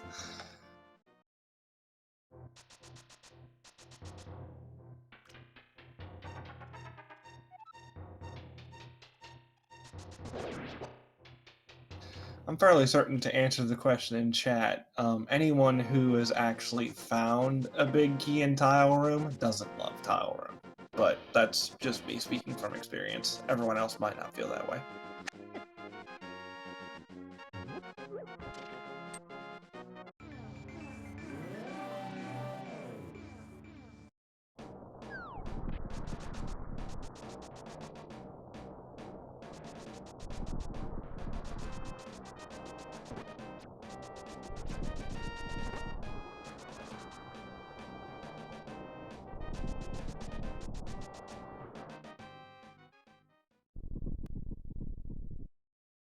Whoops, SailorNep forgot something there.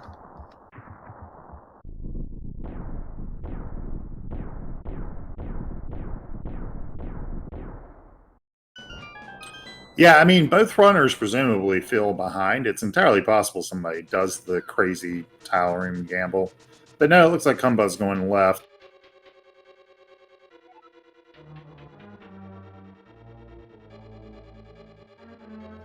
Alright, well there's one.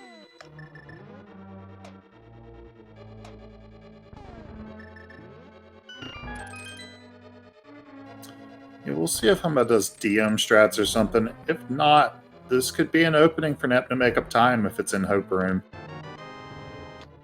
Or alternatively, it could be on Ether Tablet. Wait, hold on a second. That's not right. Not Key Sanity. Okay, well, maybe not. We're going to go right now.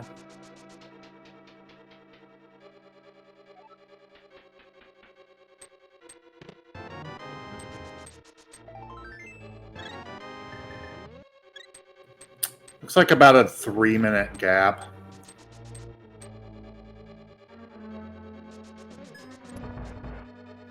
Yep, outside of your guess being correct, this does appear like it's going to end up being Humbugh's race to lose or win.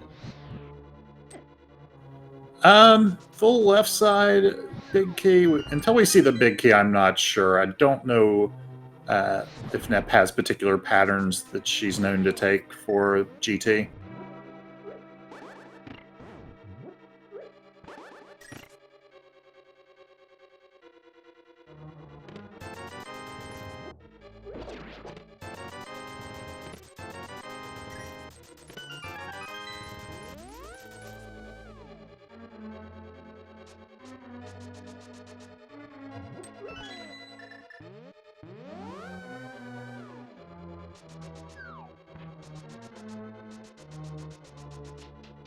Alright, and we continue on.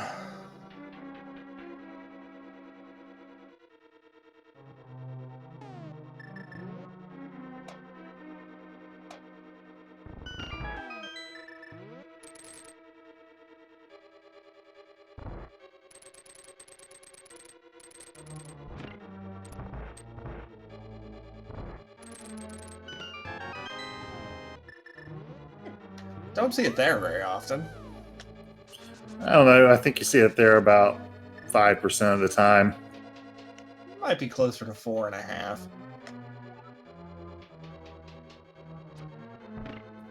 So full left side or Hope Room, and then left will make up some time for Nep. Chad is saying she tends to do DM strats as well.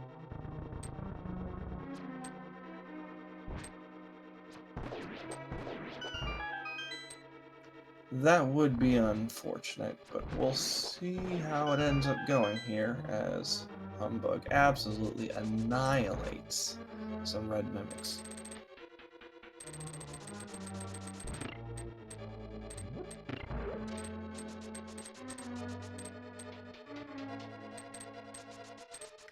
Chad also pointing out that Humbug has the silver's advantage as well.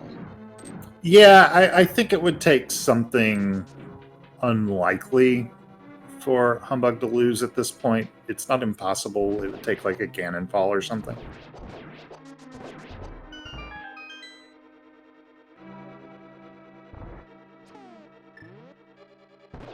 Those have been known to happen, so we're just gonna have to see how it all goes. Oh, that mirror is unfortunate. Yeah, like I said, Chad had mentioned she tends towards DM strats as well. So, if that's how you play it, that's fine. It's just not going to help this one time.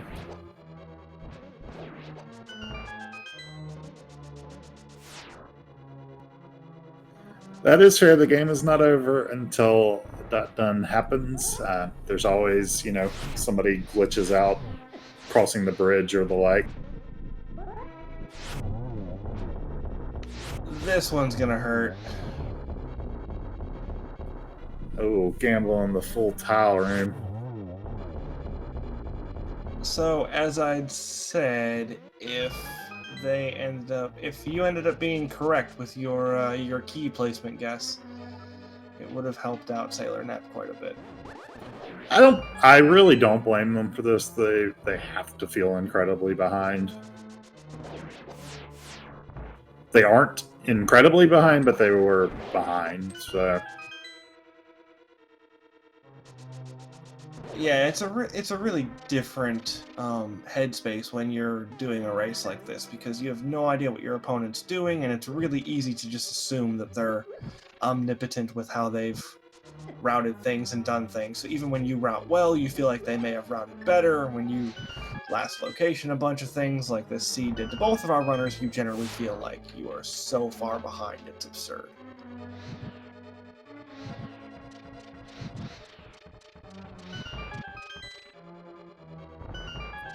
half magic coming in handy there.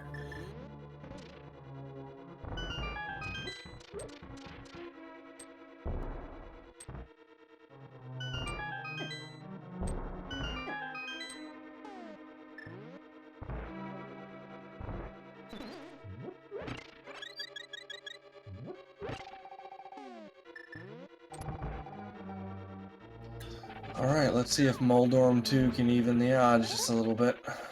I'll leave it to chat to make the joke about how useful it is to actually have powder there.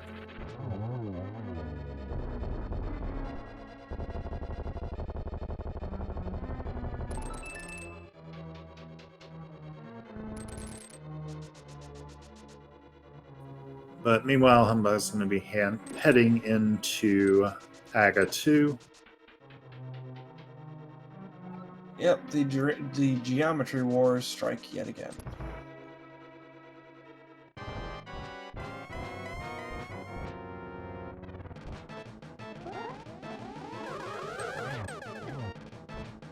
Nice double to start off with.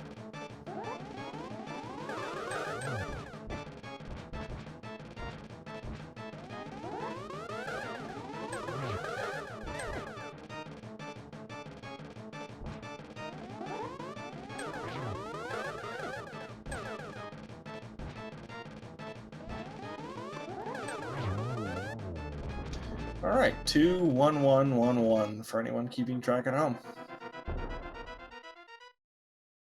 I mean, that last one was definitely going to be a triple, but didn't need the one hit. That's usually how it goes. It takes you 5 or 6 rounds to get the 5 hits, then they just all line up in the same spot and go ahead, you can finish it off now.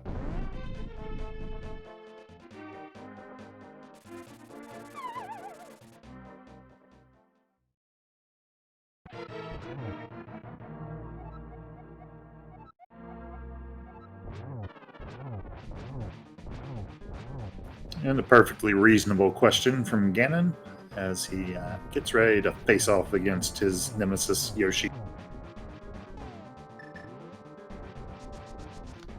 Wait a minute.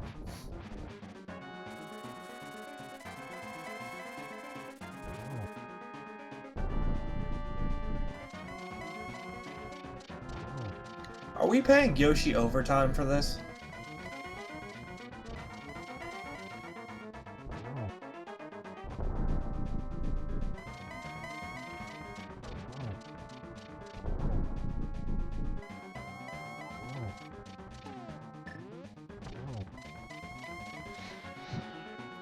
Gets the torch glitch even.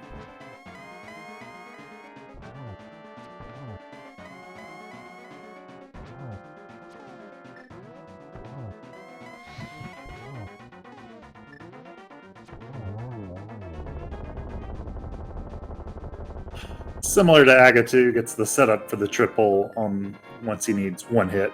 But get your GGs in chat for humbugh.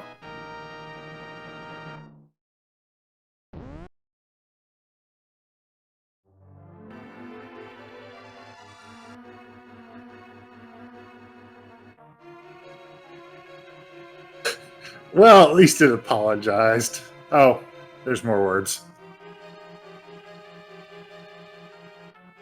Alright, so Humbug finished in first place with an official SRL time of 1 hour, 39 minutes, and 50 seconds.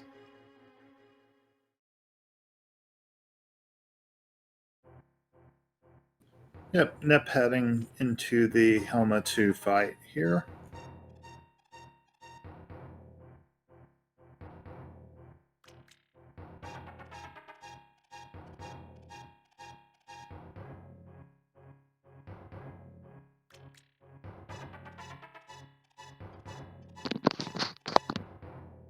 We are joined by Humbug. How are you doing today? GG. GG. I'm okay. That was stressful, really stressful. I felt like I was behind the entire race.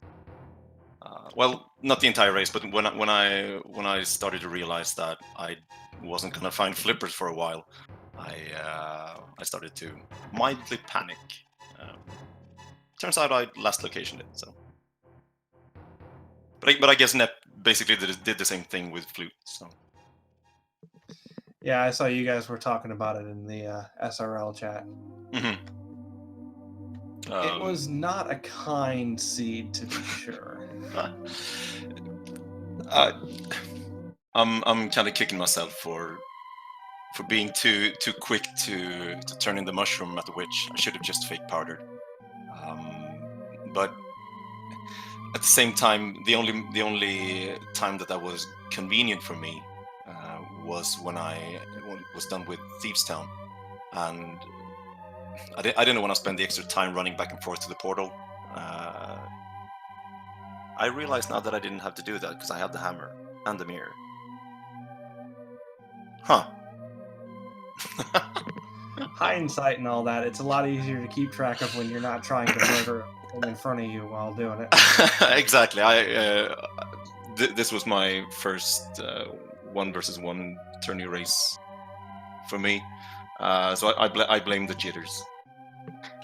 Well, congratulations on winning your first ever match. Yeah, thank you. I've done it a couple times, even very casually, and even so, it is terrifying because you have no idea what your opponent's doing, and of course they're absolutely perfect in their execution and in their routing the whole time, and you're just trying to keep up. Exactly. I mean, when I entered GT, I was sure that that Nip was somewhere in the climb. I mean, me doing Turtle Rock was so unnecessary, so completely unnecessary. Since all I had to do to avoid it was to just fake powder, and I guess that's what she did. So I was feeling really behind the whole time during the late part of the race. That's fair, but going into it, you ended up getting the fire rod and the ice rod fairly early. Mhm. And then the Cane of Samaria was sitting just right there in the middle of the town of outcasts, and everything seemed perfectly primed for that stupid turtle rock dip that we always have to do. Yeah. And then, I mean, logically you had to do it, but you could have gotten away with it. So, I mean, I can understand your routing choice there. It was just, it's a Yeah. little scary. Somehow I actually think that I did well. That the decision was at least partly correct. And what was most annoying was that, well, we got both the turtle rock and the Meyer medallion just next to each other. So I went from like, oh, I have to dip turtle rock to no, I don't, and then I went and dipped it anyway. And get your GGs in chat for SailorNep, finishing with an official time of 1:44:07, just a little over 4 minutes after humbugh. Is it humbugh or humbug? We actually weren't totally sure. It's humbug. I've heard that it's also a word in English, less common one. Yes, it's a very Well, seasonally appropriate one. Exactly. Right, and speaking of, we are also joined in our booth here by SailorNep. SailorNep, GG. That was a seed, wasn't it? Yes, definitely. As I was saying in chat just a moment ago, it just seems like my usual thing of I skip one overworld check. But that was kind of a weird spot for me. Basically, what happened is I did swamp out of logic, and I thought I don't want to prioritize Pyramid Fairy just yet because the mountain's open, it's in logic, it's got all that stuff. So I focused on that first, and then that didn't pay off. And so I decided, okay, just gonna go to Pyramid Fairy, see what happens. I'll pop up for Hobo here, and then pod's open. It's really dense. There's a good chance my opponent may have gone to it, so let's see how that goes. It didn't have anything leave, and then I think, okay, I see what's happening here. Catfish has the powder, and now I need to go to Ice Palace. I was just wrong. Wow. It's funny because as Humbug was nearing Catfish, Mercer and I were generally thinking the same thing. We were thinking powder or maybe some other fetch quest related item or some other useless item like book. And then Catfish threw out the flute and we were both, oh, that was a little more convenient than we thought it was going to be. So we had followed your train of thought perfectly, to be fair, up until he dropped the flute. Yeah, that was all of it. And then when the flute came out, I was just like, okay, I see, I understand.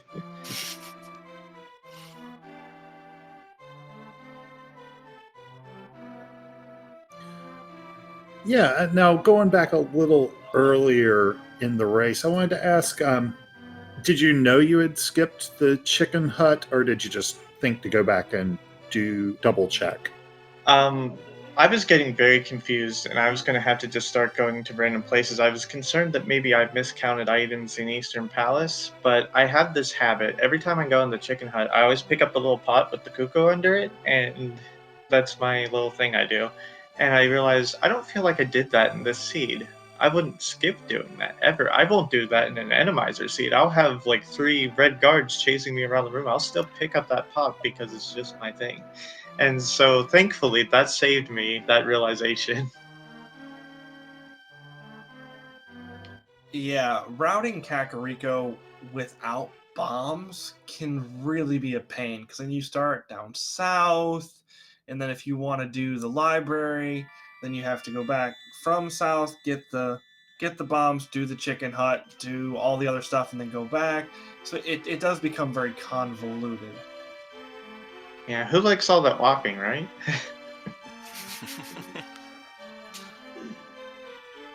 No, it's a bad tendency I have, and the catfish kind of goes in with that. That I sometimes I try to save myself a little bit of walking, and I cause myself like 30 minutes of hunting for an item later.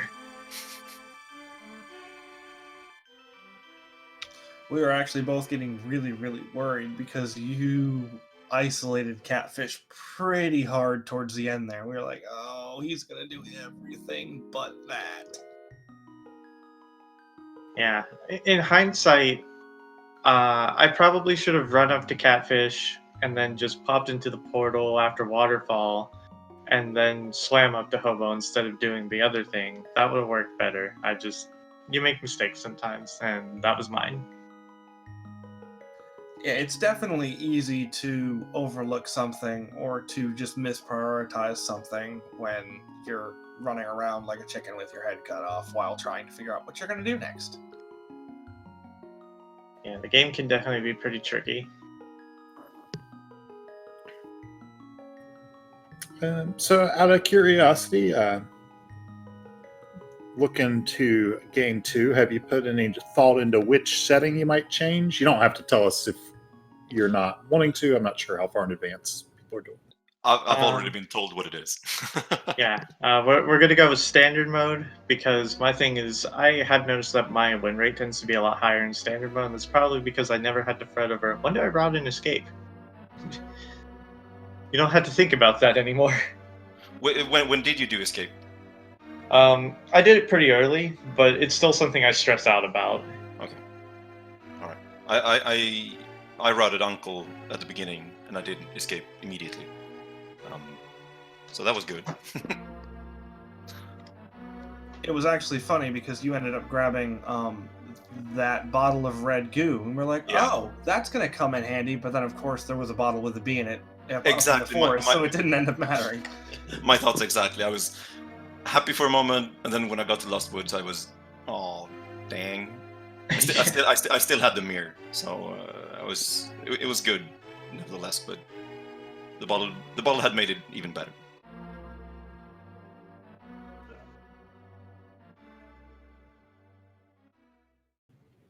Yeah, any other thoughts from either of you on this particular seed? I know you were going over it a little before joining us. It was a lot of running back and forth. It was fun. I mean, we got the boots fairly early, and I didn't die to Mothula, so that was good. But it was okay. It was stressful. That's all. Yeah, that was definitely a seed that just had a number of really tough calls. I could have avoided most of them if I'd made that one little different routing decision, but that's fine. We got to see all the content. I went to TR, I went to Ice Palace. No mysteries left. Everything was shot.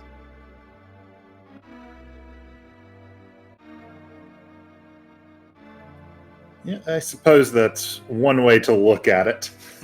I think the only question right now is where's the red mail, but I'm pretty sure everything else was grabbed between the two of you. Or in case of the bug net scene on the pyramid. Behind our ice armors, maybe in Rando room, perhaps, or at the top of GT, for that matter.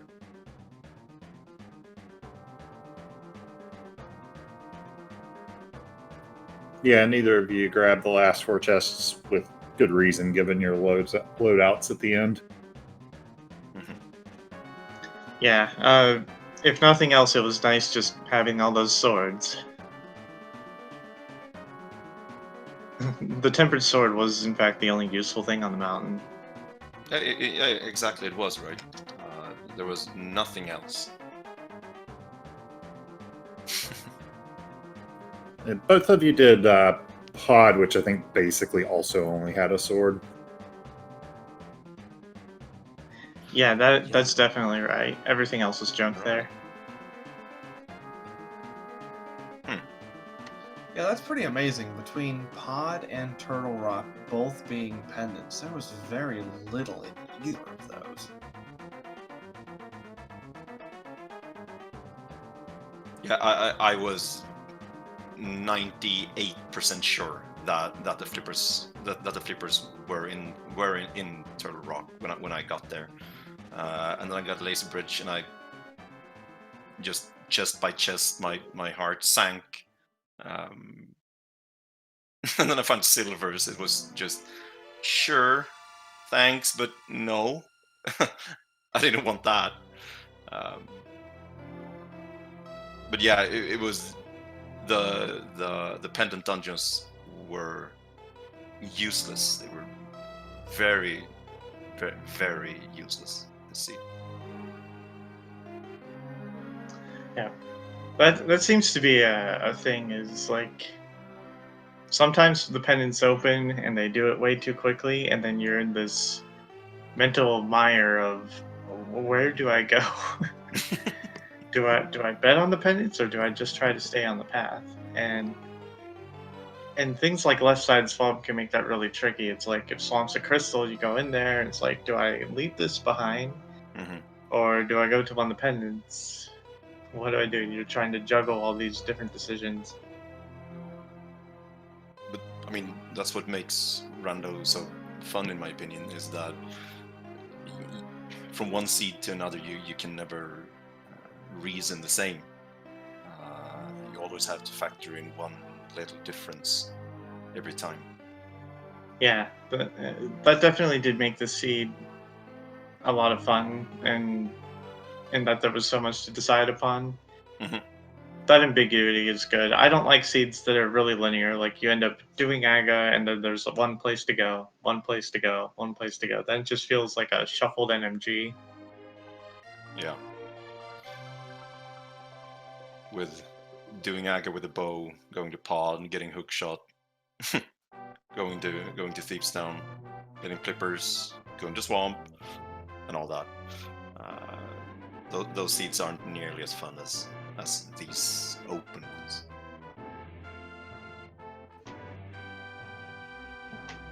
Well, in any case, I'm gonna head off for now. But thanks for having us. This was a lot of fun. It's definitely great to be back in like the tournament scene. 1v1 matches are just the best. Yeah, I'm starting to get addicted to this, so I'm really glad that the race got restreamed, and thank you all for hosting and commentating and tracking and everything. It was fun. Yeah, and thanks to you guys for playing it.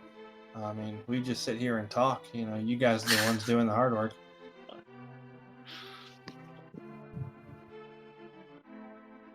Yeah, but that'll just about wrap us up here, I think. If you like Link to the Past Randomizer and enjoy watching the races, well, I got good news for you, because if you throw a rock, you'll probably hit a race streaming over the next few weeks. Yeah, we definitely have a lot of stuff going on. Also, make sure that you follow the Speed Gaming channels. That's going to be Speed Gaming and then Speed Gaming 2 through 6. And then the ALTTP Randomizer channels as well. I believe they have 1 through 4 at this point, although I might be incorrect. 1 through 5, I believe. And yeah, like Mercer said, there is going to be an absolute bucket full of randomizer everywhere you look. So keep an eye on the schedule, and give these runners a follow, because they did the best they could with a seed that was determined to mislead them as much as physically possible.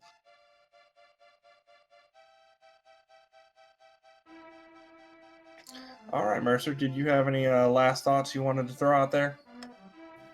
No, I'm definitely going to be looking forward to Game 2 in this series, as well as a lot of the other series that are going on. I look forward to seeing just what weapon they get for their standard mode Game 2. Yeah, that always does throw a little wrinkle into it. Speaking of follows, let's go ahead and shout out our tracker, who was pushing all the buttons, Febreze Ninja, or Febreze N, on Twitch.